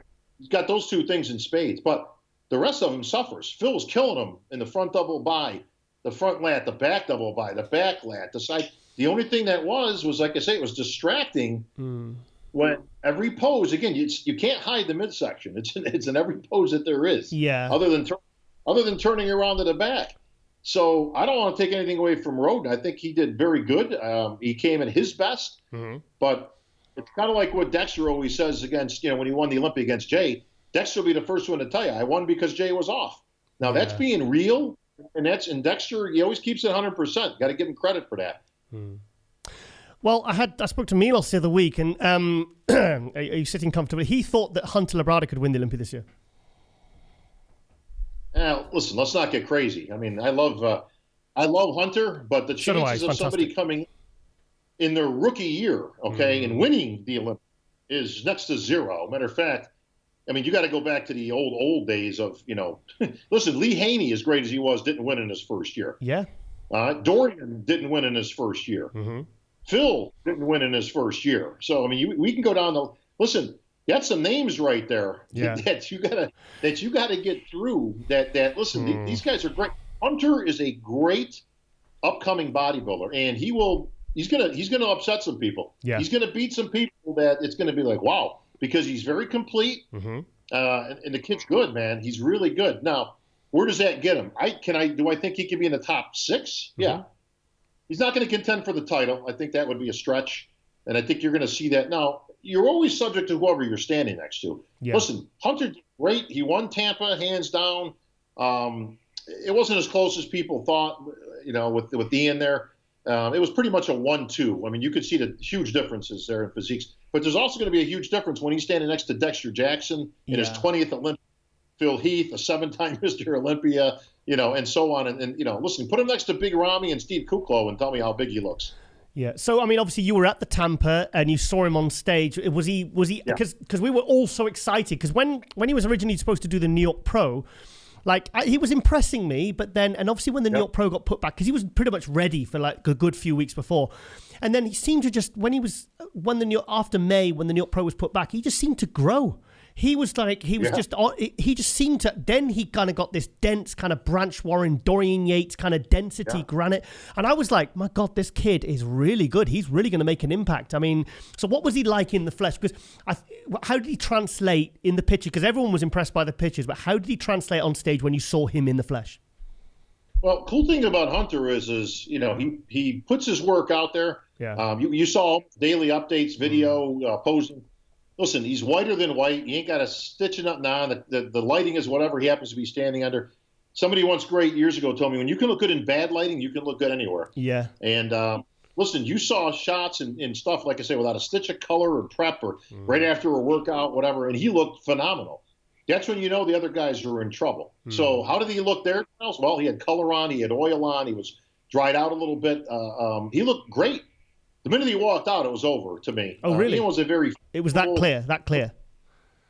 I think, I mean, again, a lot of people gave Ian credit, but Ian he doesn't flow very well. He's got some great parts, but they don't really match each other. They're like, it's like taking great parts from different people and putting them together. And that wasn't going to work against Hunter Labrada, who arguably has some of the best genetics we've seen, coming from dear old dad who didn't do too bad himself. Yeah, so listen, this kid's going to be a contender, but I think he's right up there in that first call out or so. And listen, Big Steve will give him a chance, man. They will put him in there. They will give him an opportunity. And that's what I like about Big Steve and Tyler and some of the crew is they're not afraid to let these guys battle it out. And that's what you got to do. Let the contest unfold. Let the judging unfold and let everybody see it. Put him next to the other guys to prove it or disprove it. So for you, he lived up to the hype then, really? What's that? For you, Hunter lived up to the hype. Oh, no question about it. Yeah, we haven't seen a guy live up. We're generally disappointed. We get a lot of hype. We see guys, we listen, these pictures and the photoshops and sharpening tools. Listen, that's all nice, but the problem with that kind of stuff is it doesn't translate on the stage. It actually hurts some of those competitors more. We've all seen, examples of this over the last few years. That's all nice to put out for your faithful followers. The problem is you're setting an example out there. That's what the judges are looking forward to seeing because that's what you keep putting out, right? So when you show up, and guess what? There isn't a sharpening tool on stage. There isn't a Photoshop light. This isn't your kitchen, which everybody's got the best bodybuilding lighting in the world. Yeah. Okay? King Kamali. Listen, you're coming underwhelming because they're set the bar so high unrealistically. Yeah. It's like these guys these days. I don't know when they're meeting, chicks to date. They're meeting somebody else. Who they saw online. Bob, don't get me started on that one, mate. The face is completely different. You show up and I'm looking for this girl, and it's like, oh, she's right over there, and you're like, no, that can't be her. Yeah. It's like, nah, look at man, it's not. That's the beauty about bodybuilding is at some point you're going to be in person, in the flesh, standing next to somebody else in direct comparison. So, I would be quick to warn these guys to be careful what you put out there because it's not helping you sometimes. Were you? Some people had the third place Dwayne Walker in second, and they said he really compared well to Hunter. And there's a lot of hype and a lot of excitement around this guy as well. What was your thoughts on Dwayne Walker? I could have seen him in there if he had a little bit more size. I could have made a bigger case. As it was, I was making a case for it because the more that kid kept posing. Now he's got a much better physique in terms of flow and proportion and all that stuff than Ian does. Yeah. But Ian was in great condition. And I mean, that's what Ian had going for him. Now, Ian also outweighed him by probably 30 pounds. So there's, at the end of the day, it's still a muscle contest. Yeah. So it only goes so far. You're only going to, unless you're completely outstanding like a Sean Clarita. Okay, now, he's going to be giving up a whole bunch of weight to the other guys. But, man, he is put together so well that makes himself a contender. You got to give it up for that kid because he comes to play, man. I tell you, he don't mess around. He's incredibly consistent. Look for him to challenge for the title this year in that 212. Now that it's been, abdicated. And, God bless Kamal Algarni. I love him, but I hope he can get her to defend it. It would be a horrible premise if he can't get her to defend his own title. But Derek Lunsford, Sean Clarita, Kamal, I mean, you've got some great 212 bodybuilders, but if you're going to be small, you better be real good. Could George Peterson win the the 212 Olympia this year? I was just going to say, I could see you thinking. As I was rattling off that lineup, and don't take George Peterson out because that kid's good. Yeah. He was good in Tampa. Again, you talk about guys who earned their hype. He did. He brought exactly what he said he was going to bring. He was in great condition. He's got beautiful proportions. His back is great, and he says he'll be even better at the Olympia because this was kind of the first time running here. So look for bigger things from George Peterson. He'll be right up there in the first call out. Those guys I mentioned in George Peterson, there's your first call out for your 212s. So, I mean, do you think it was a good move, obviously, now? Because he was a 3-time bronze medalist, you want to call it, for the Olympia and the Classic. And then he said, Giles, I'm literally killing myself to make 191. He says, I'm probably about 198 by the time I fill out. He said, but I feel at the 2019 Olympia, I could not have brought a better package with the restriction of the weight restriction I had. I don't think I could have brought a better package, so I'm going to move up. So did the extra 20 pounds look good on him? Oh yeah. And he was even. I don't think he was close to the top of the key. So he's got some room to improve. Yeah. Now keep in mind, I mean that's a long way to go, while keeping conditioning in his waistline, which he did. So he's got even more room to improve. They took it kind of conservatively for this show, is what he told me. So he could be another 20% improved by Olympia time. But I think it was a great move. Yeah, at some point for some people. You outgrow the class. Kind of like Flex Lewis. I mean, he's done all he can do. He's got nothing more to prove in the 212s. I think it was a smart run because I had that conversation with Flex for many years about what's the best thing to do. It's like, well, to me, go be the champ. Go be the champion. You know, it's like that's an easy one. Listen, you can do respectable. Could Flex have gone in the Open 2, 3, 4 years ago and done well? Absolutely. But when you say well, I mean, what would you rather have, a fifth in the Olympia or be the 212 Olympia champion? I think he made the smart play, but now I think it's time where it's like, okay, I've done as much as I'm going to do, and now I'm going to test the waters as he's coming into his prime of his career. I mean, he's got some years left still that he can do something, you know, young enough and healthy enough still. Now's your time. He's in a no-lose situation. Let's face it. He's already earned his mark in history. Can't take that away from him. Are you impressed what Kamal Ogagni has managed to achieve since he only turned pro at the end of 2017, and he was, 44, 45 by then? Incredible. Yeah, well, he's a bit of an anomaly because he's just turned pro. I mean, he should have been pro 10 years ago. Yeah. Unfortunately, he's caught up in the politics of the European garbage, you know, with the old regime and all that, and the dark side. That was bullshit. Bullshit. So, it's a little bit of a strange story, but you know, he should have, could have been there years ago, and now he finally is. So he got his just due. And he's very consistent and he's very good, but he's got guys half his age now that he's going to be up against. So he's a warrior, man. I tell you, you got to give it up for him. And I tell you what, I went to see him. Was it 3 weeks ago? I went to see Kamal, and when he opened the door at his house, because he's 105 kilo at the moment, he showed me his abs. He's in really good condition. I said, Kamal, I've never seen you looking this healthy. I've never seen you looking this big, this conditioned. He looked younger. He actually looked younger. He looks fresh, man. He looks really, really good. I think he's stole whatever secret Dexter Jackson's got, because this guy think about this for a second, okay, just to segue over to Dexter. Yeah. I mean, talk about history. This guy's 50 years old. He's gonna be on there with guys literally half his age. Former Olympia champion. He's competing. Now, this is the part that's the most impressive. He will be competing in his final and 20th Mr. Olympia. Yeah. 20 years at the top of the Olympia food chain is unbelievable. I mean, this is a record we'll never see broken. We will never see in our lifetimes his all-time wins record, 20 Olympias. I mean, again, you're not going to see this again. Yeah. You know, if this happens again, John, it's going to be a long time. We'll be old and, you know, rocking on the porch, smoking a cigar, talking about the good old days. Although Dexter may still be competing then. So, yeah. You know, who knows? I knew you were going to say that. Yeah, I remember when he got, I was working for a British magazine back in 99, and he did the Arnold Classic that year. And I remember they came back and they had some 35mm prints. You know, they got the photos processed. Yep. And I remember looking along the lineup, and there was Kevin Avro, Nasser, and I went, oh, that guy's got a good shape. And they went, oh, that was Dexter Jackson. He got 7th. And then he took 9th place in the 1990 Olympia. You competed against him at the 2002 Olympia. And I mean, you must have been beating this. I mean, did you beat Dexter, did you? You competed against him a few times? Yeah, somewhere in there, I think, possibly. But Night of Champions, maybe? It might have been an NLC, something like that. But, you know, listen, purely because he was off. I mean, because, listen, you're not going to beat Dexter. Dexter's got to beat Dexter. Kind of like Phil. When you're that good,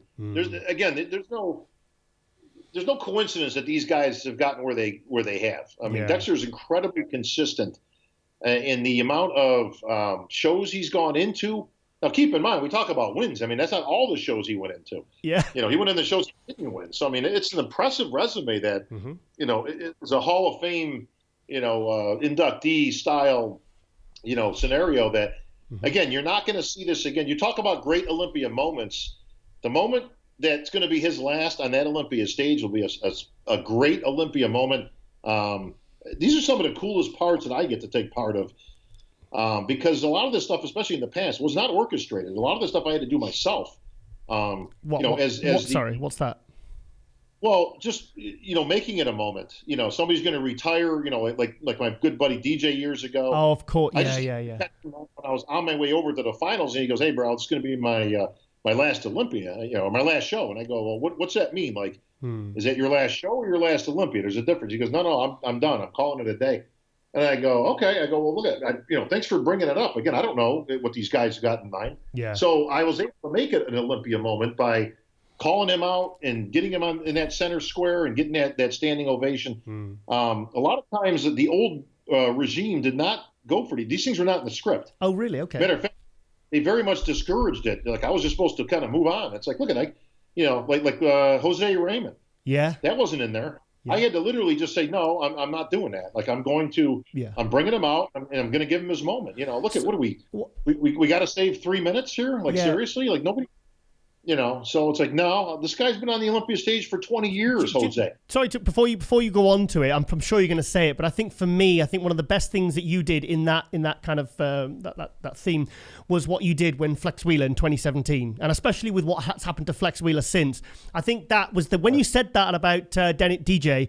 That was the thing that popped up into my head. I remember the Flex Wheeler because I remember interviewing Ronnie Coleman afterwards, and he said it was watching him. He said it was amazing, and I love the way that you kind of stamped it by making sure that was acknowledged, and you got him on stage and you let him do his posing routine, and it was quite an emotional moment, wasn't it? Really, for everyone, not just for Flex. Well, yeah. Listen, these are great Olympia moments, and these are the things that when you have a corporate entity that was running the Olympia, they don't know anything about this stuff. They again, it's not what they do. They don't have any history of it. David Pecker would go up there and say his little speech and this and that. And listen, that was all great. But, we didn't progress a lot in the 15 years or so that we were there. We kind of spun our wheels, in my opinion, and treaded water, but we didn't really get a lot further. I always wanted to make this a bigger show. It's the Olympia, for God's sakes. It's our Super Bowl of bodybuilding. Nobody's in a hurry to get the hell out of there. So make it a good – listen, I don't want to be sitting there for 10 hours either. But giving them a nice show. But these are the Olympia moments, Giles, that makes now, obviously, I've got a lot of history. I know these guys personally and girls because we've had some great moments with them as well. But if you can't acknowledge these greats of the sport and make these into Olympia moments, then I wouldn't be doing my job. And that's, again, I take a lot of pride in the fact that I am able to kind of make some of these decisions and do this. And now with Dan Solomon, my good buddy, and Jake, Jake has amongst other things, Jake has passion for bodybuilding. He was a bodybuilder. He grew up as a bodybuilder. I mean, that's what he enjoyed. He's a big dude, isn't he? He's a big dude. He's huge. Yeah. He's like 6'6". I mean, he's gigantic. Now, clearly the height wasn't going to help him in competing, but he doesn't smile. Bob, he doesn't smile though when he gets a picture with Arnold. Did you see that one at the Arnold? Yeah, listen, I mean, anybody knows Jake knows. I mean, he's a character, man. But you got to love this guy. But he's got passion, Giles. And you know what? Joe Weider had passion. Yeah. And that's why the sport got where it got, because he loved bodybuilding. AMI was a corporate entity. They didn't love bodybuilding. They didn't even know what bodybuilding was, really. It was just another business venture. And that didn't really help things along the way. Now you're going to see huge changes. And a lot of that stuff coming back, a lot of red carpet style things. We're going to make this an elegant, Olympia experience. And he's got the right team in place. You've got Tamer Al-Gindi in there. Everybody knows Tamer. You've got Tim Gardner that's been put in charge of the expos. You've got Martine who's still there doing, he's been there for a long time, as I have, doing all the stuff that you see on stage, all those LED screens and things going on, and the music. And we got a huge force behind the Olympia, but everybody has the same thing in common. We all have a love for bodybuilding. I've seen a new excitement in Dan, because I think now Dan feels like he's got the kind of an unending support of Jake, because they both want the same thing. They both want the Olympia to be, like you said, the Super Bowl of bodybuilding. They want it to be like an extravaganza, an celebration, and it's. I think I'm really excited for the next. Obviously, this year's going to be good, but it's going to obviously when COVID and everything's out of the way. I think the next, because obviously Dan's been signed now for 5 years. I think the next few years are just going to be absolutely groundbreaking for the Olympia. I think it's going to take it to a whole new level. Yeah. Well, let me tell you the difference, Charles. Okay, with AMI, again, a corporate entity that owned the Olympia, they were looking at the bottom dollar figures. Okay? Yeah. There would be routine times I'd come up with, with Robin Chang and myself, and I'd come up with ideas all the time about doing things. Now, not everything has an instant monetary return. Yes. Okay. Some things are put in there because it's entertaining, or it's interesting, or it's fun for the fans, or whatever. Again, the overall Olympia experience is something that you need to be looking at. Kind of like the NFL or any of those type of things. There's a whole Super Bowl week that goes on with different things going on and places to go and events and things to see and all that. And that's kind of what we wanted to create. But it's hard to get that through to a guy who's never seen the inside of a gym, doesn't know anything about bodybuilding. Again, he's looking at X's and O's. Yeah. And he's going, well, how much is this going to cost us? And I go, well, probably going to cost about $50,000 to put together. And he goes, well, what's our return? Now, you got to sit there and try to explain to somebody, well, there isn't really a return right now, but it's going to be better experience. You've already lost the argument. Well, we don't have the budget. But do you know one thing? Sorry to interrupt, Bob, but there's one thing I've always heard that that people do credit AMI for doing, and that was raising the prize money. And that's one thing that they always said. No, that was one really good thing, one very highly significant thing they did that was really beneficial to the athletes. More money is always good for the athletes because it's been, and it's steadily raised for years. And I give credit where credit's due. That was great. Yeah. When David Pecker came out, a couple of years back and took his Sharpie out and increased the winner's purse to $100,000, I didn't think that was a good thing. None against Phil, because I know he was very happy for it. It's an extra $100,000. I thought that money could have been put to better use. I would have taken that $100,000 and I would have put it into the other divisions. Some of these athletes don't go home with very much, and I think that's a tragedy when it comes to that. You actually made it to the biggest show in the world. You could be top 10, and you may lose money actually if you're on that lower end because of your, what it costs to actually get ready and all that.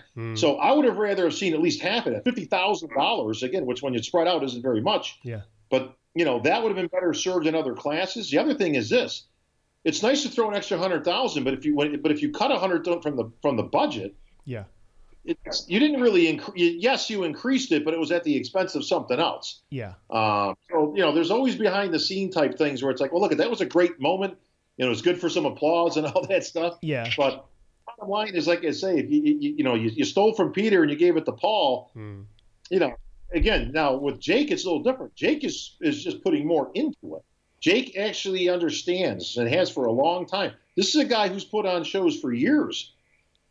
Without a monetary return, because he loves the sport and he wants to see it furthered and grow as we move on. So there are things Jake has done and has done for years that gets it, and he's like, no, man, we're going to make this what it should be.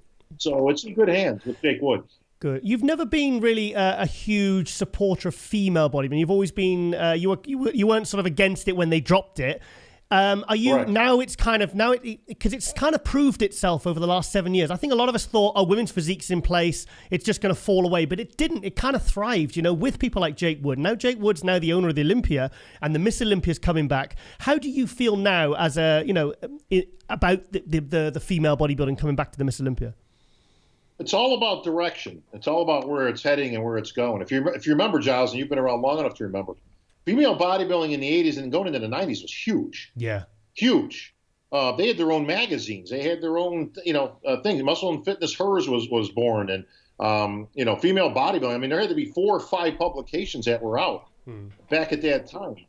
Girls were routinely on covers and all that with Corey Everson and that whole crew. Yeah. Linda Murray was phenomenal, right? Mm-hmm. And then it kind of just seemed to go a little over the top. And that's when things started to go downhill. Once it gets too extreme, now bodybuilding is extreme as it is, and men's bodybuilding is an anomaly. It's a niche. Okay, that makes female bodybuilding a niche of a niche because it doesn't have the following that men's bodybuilding does clearly. Mm-hmm. So you've got to be real careful where the direction goes. And no, I did not like the direction it was going. So I was very much in support of its demise at one point because it's like, look at. This is not helping things here. It's actually working against But it wasn't really, they weren't killing it off. They were just replacing it. They were trying to replace it with women's physique to try and, like you said, take it back to the Corey Everson, the Linda Murray days of, because Shanique Grant, to me, she looks like a younger, more refined version of Linda Murray. It's the same silhouette. Well, again, extremes are always difficult to sell. The IFBB Pro League, we're not killing it off. It was killing itself off.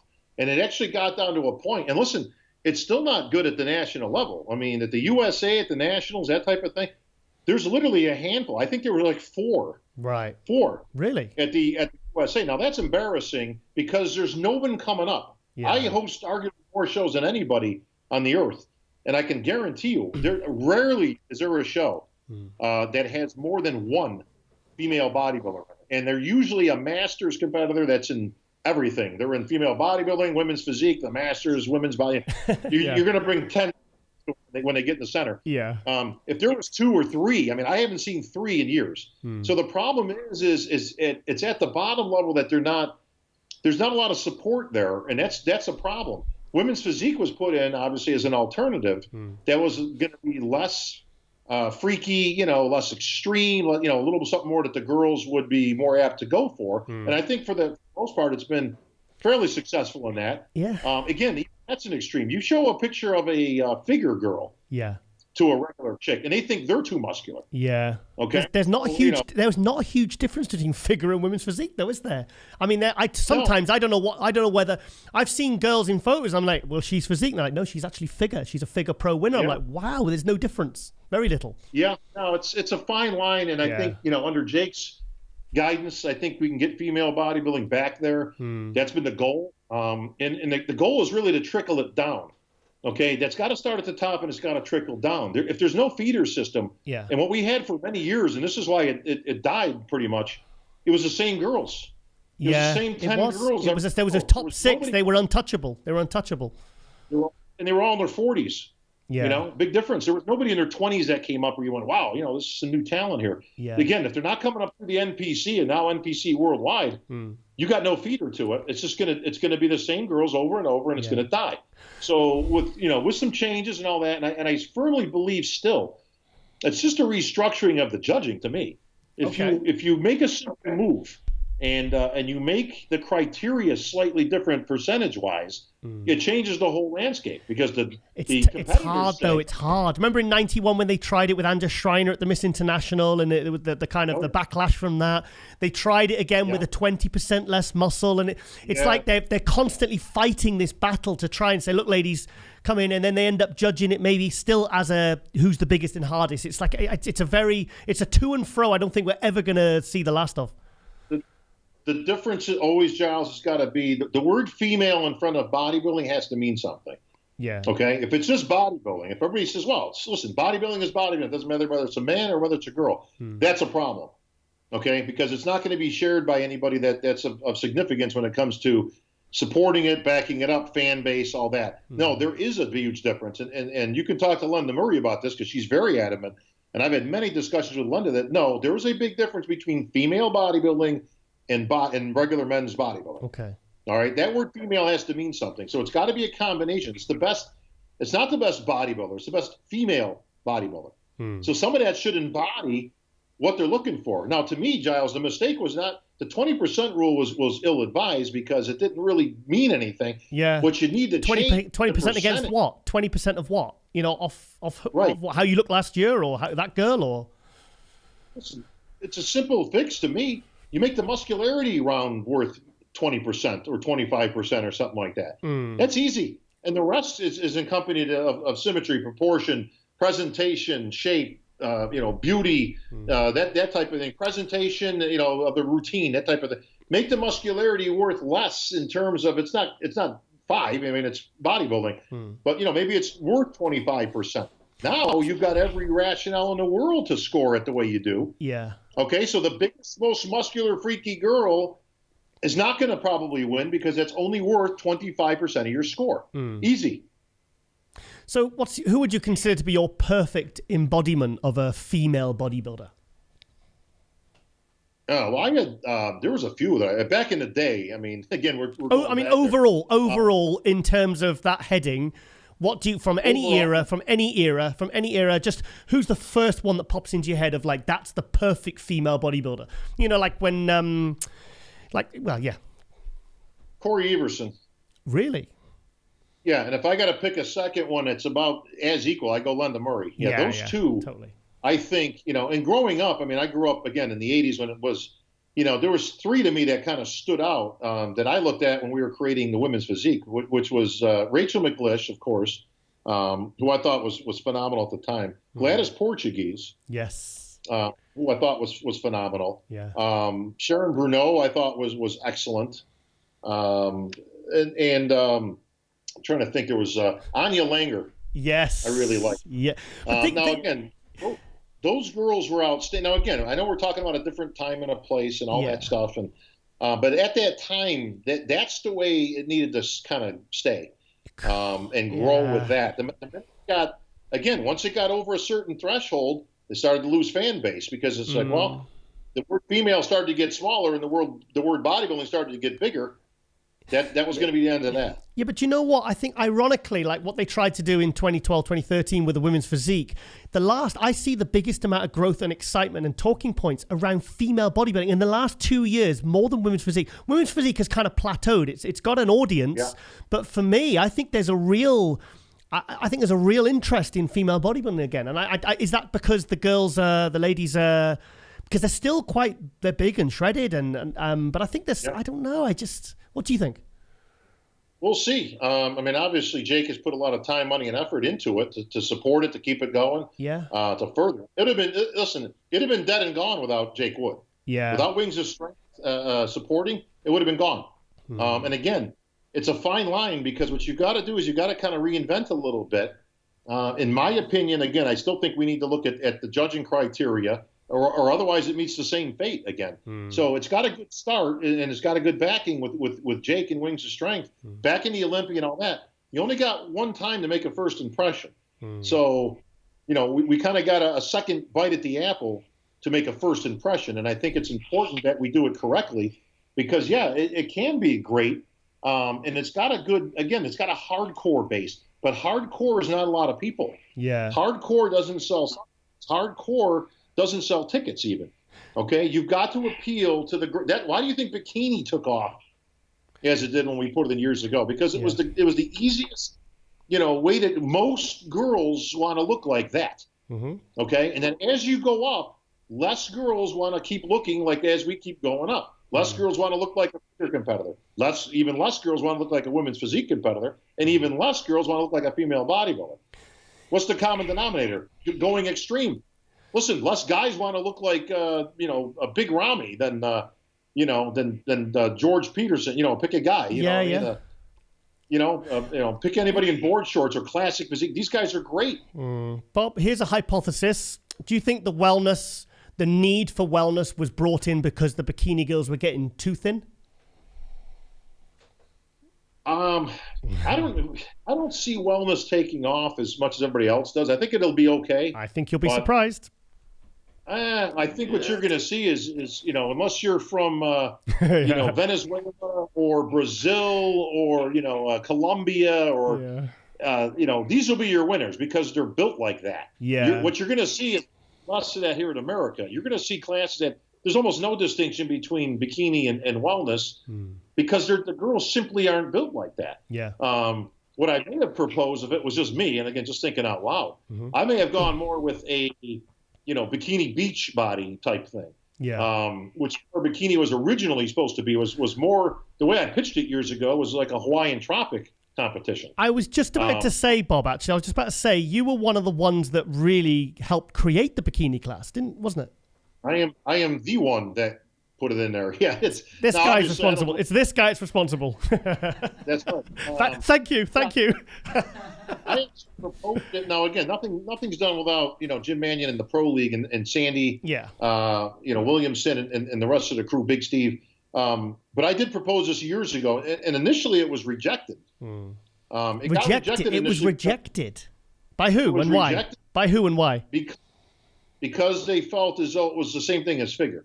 Okay. And I re-proposed it about a year or so later. And Jim reluctantly, he wasn't really sure whether it was going to work or not. But I'm like, Jim, I'm telling you, man, this thing's got.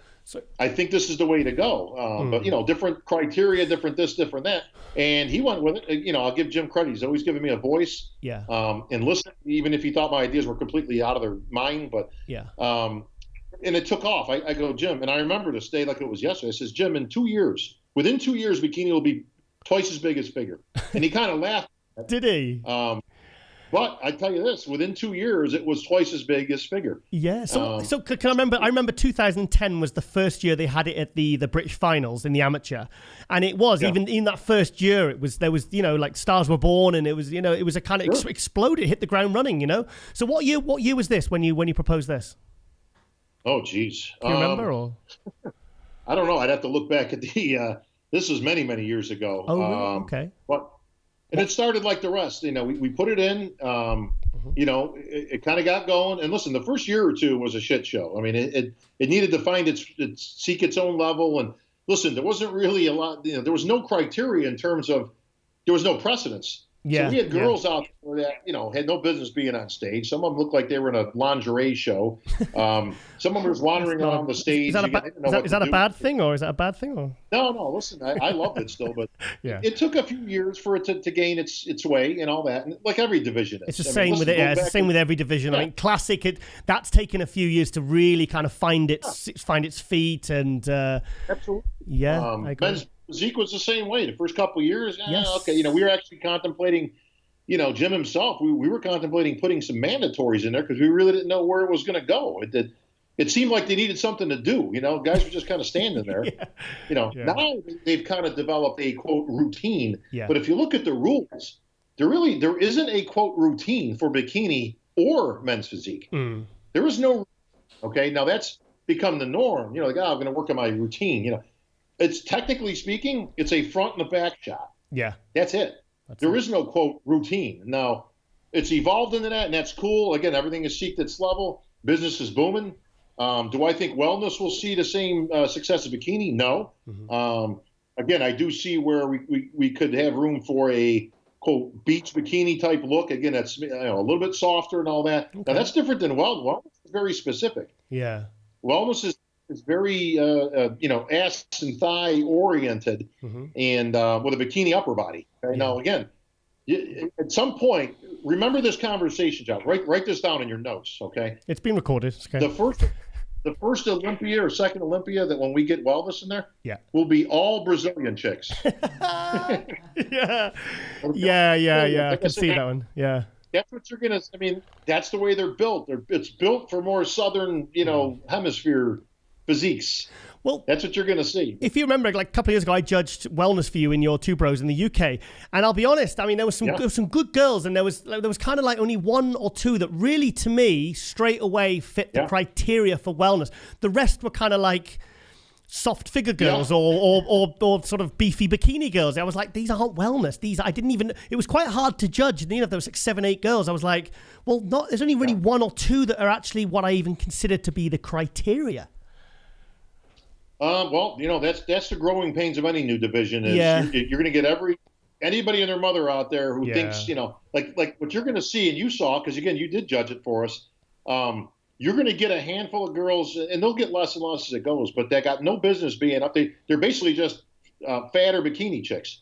You think, oh, this is perfect for me, and it's like, no, that's not really. Listen, again, you're going to get up there against, Betty Brazil, and guess what? You're going to get your ass handed. Betty Brazil, I like that. You're going to get your ass handed badly. Yeah. Because these chicks are built. Yeah. And they're built like quarters. I saw this years ago before it ever saw the light of day when me and DJ were in Brazil, of all places. Yeah. With Probiotica and then Black Skull afterwards. They had this. Well, that's where we first saw it.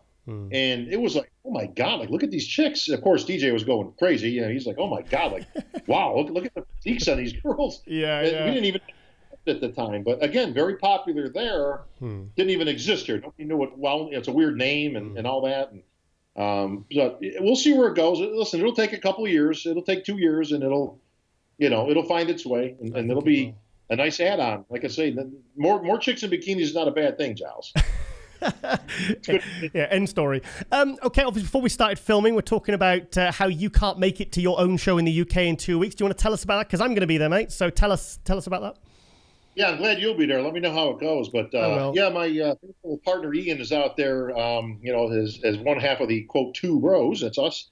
Putting the pieces. We were literally 1 week out of the Ben Weider in March. 1 week. We did everything we could to try to make this happen for the end, and we got shut down. Government at that point said, no, can't do it. And, we were crushed with that because we felt bad for the athletes and ourselves, of course, because we put a lot of time, money, and effort into this thing, and it just got shut down. But so then there's been nothing ever since. Now, the restrictions are still in place. I literally can't get there. There's no way to travel to get to even my own show. So Ian's going to be a one-man band. Now, luckily, he's got some good people around him, like Adam and the rest of the crew that you know, Giles. So yeah. The show will go on, but it's taken us this long just to get any kind of a show up and running. Yeah. And here we are we're a week out from September. Yeah. So it's been a while, but it's it's going to feel weird, obviously, because it's my own show and I can't be there. So thank God I got Ian there to run things and to get this ball moving forward so we can get back to normal, hopefully. I'll send you some WhatsApp videos because it's only, plus it's restricted amount of people to go because Carlene wanted to come as well, our producer. Yeah. And it's like it's competitors plus one. So it's good, obviously, because you've got to keep the numbers restricted because that's the only way this show can move forward. Yeah, and it's the same here. Listen, I mean, it's no different here in the States. Yeah. Different states got different rules. We've got New York is now in Florida. Chicago is now going to be in Atlanta. So, I mean, we've got some changes here, too, where some of these promoters like Tim Gardner and Steve Weinberger have gotten to get pretty crafty with, we're going to have to move the show to a different state because New York right now, you can't have anything. I mean, they're just opening up gyms this week. Okay. And I feel bad for Steve because he's got the gym there. He's got, the Bev Francis gym, him and his, Mecca. Like Bev, they've had the East Coast Mecca has been closed all year. Oh my God. So it's a bit of a nut house, man. But we're lucky to have any show right now. Yeah.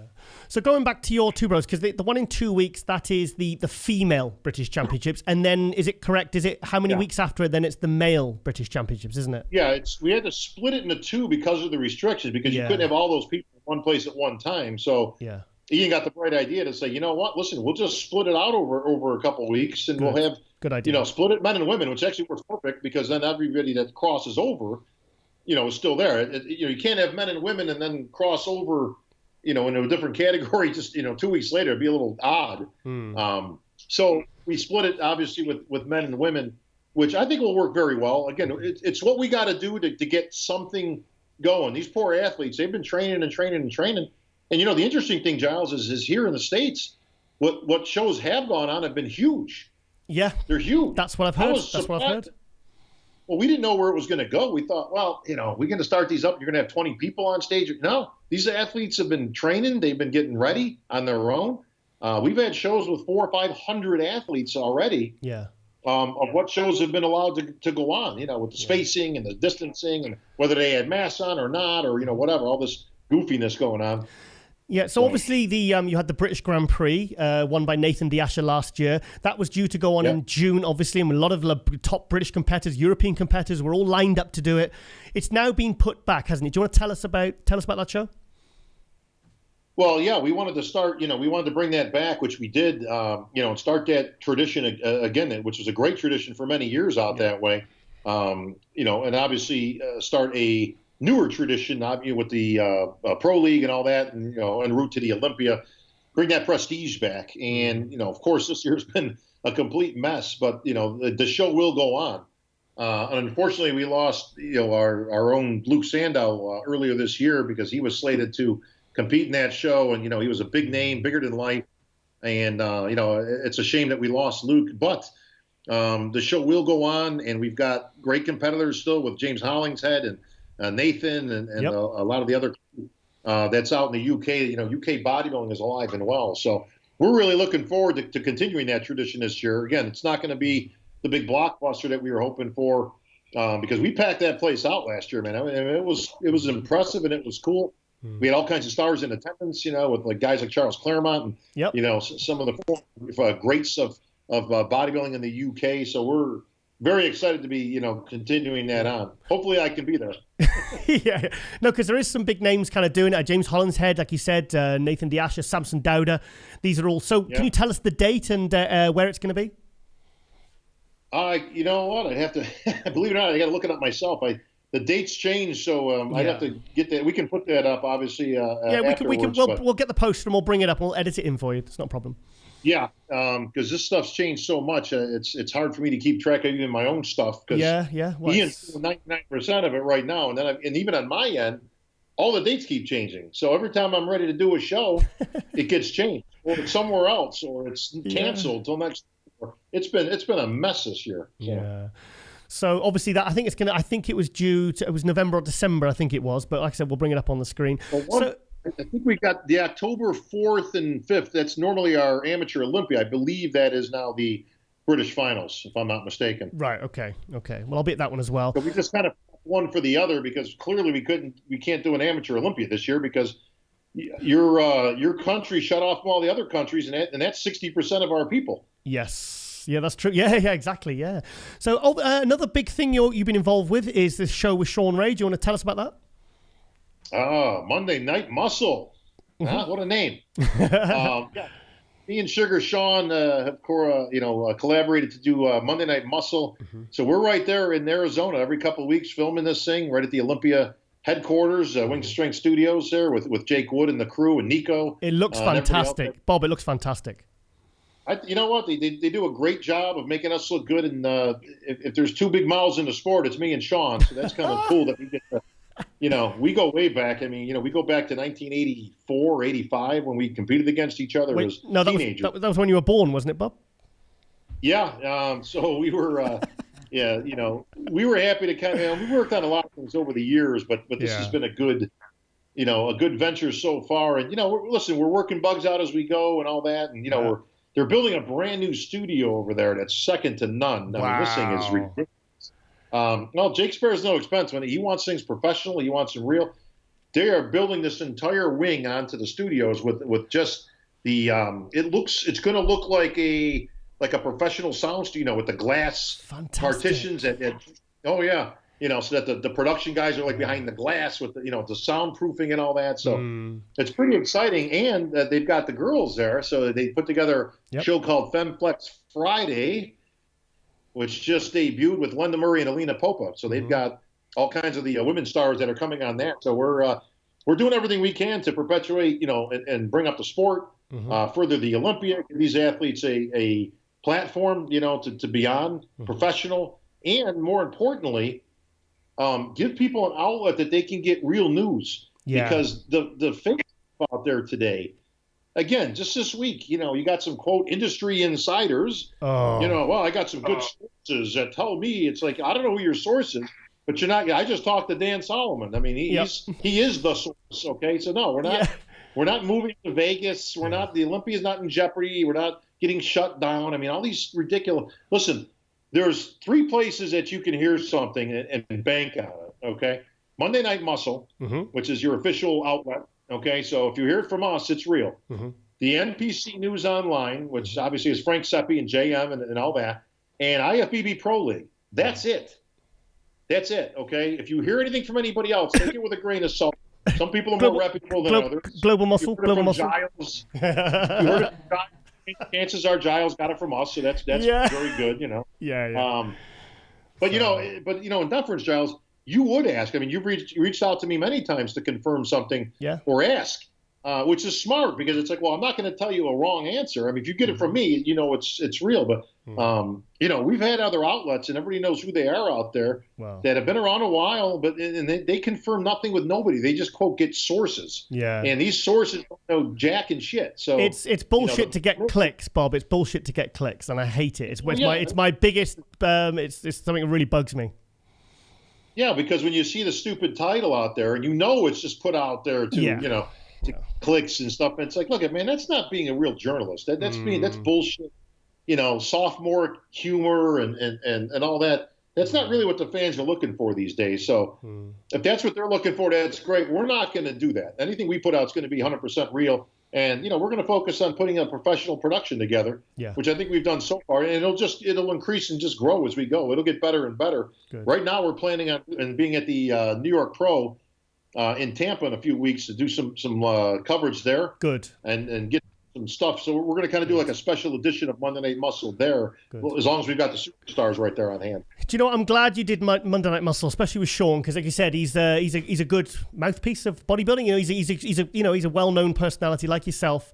very well respected in the industry, because I always liked the last rep. I thought that had real potential, and then it kind of it was just starting to really, really build, and then it just kind of stopped. I was like, oh, it was such a good format. It was it's kind of the format I kind of adapted when I started Global Muscle. So I'm really happy to see you guys putting out regular content. That's the thing. We need that regular because, like I said, there's so many sources out there, and it's just 99% bullshit, and it warps the sport. It doesn't help the sport grow. It hurts it. Well, when I put together the last rep with our good friend Peter McGuff, who again you can't replace. I mean, Peter, and God bless him, he's had health issues, and that's primarily why we had to kind of discontinue doing the last rep. But our vision was the same when it came to that, which was a ESPN style professional format. It was fantastic. Fantastic. That looked good, and Peter, of course, listen, nobody knows more about the sport and the stories. I mean, he is absolutely phenomenal, and God bless him. He's still fighting the fight. I mean, he's a stubborn old Brit. He ain't going down anytime soon. He keeps fighting, and he keeps coming back. And God bless Peter. I love him to death. Yeah. So we just, we kind of reformatted, and now we had an opportunity to do exactly what my vision was. Yeah. Not with Sugar Sean stepping into that role, and so far it's great. I love it. Yeah, good. So it's good to see you, active and kind of, because you're someone who's really, you're like a really good example of a pro bodybuilder that didn't retire and kind of fall away and be bitter, and you kind of reinvented yourself. You started emceeing, you're doing shows, you're a promoter. It's like you managed to reinvent yourself, keep yourself right in the heart of it. Your thing is, it's about making, for me, like it's about making a contribution, and you make a valuable contribution to the sport, Bob. It's great to see you doing so many different things and really giving back. I think it's fantastic, mate. Well, I've said it for many years. It still beats a real job. So I'll keep doing what I keep doing as long as they'll keep paying me to do it. And Jim and the rest of the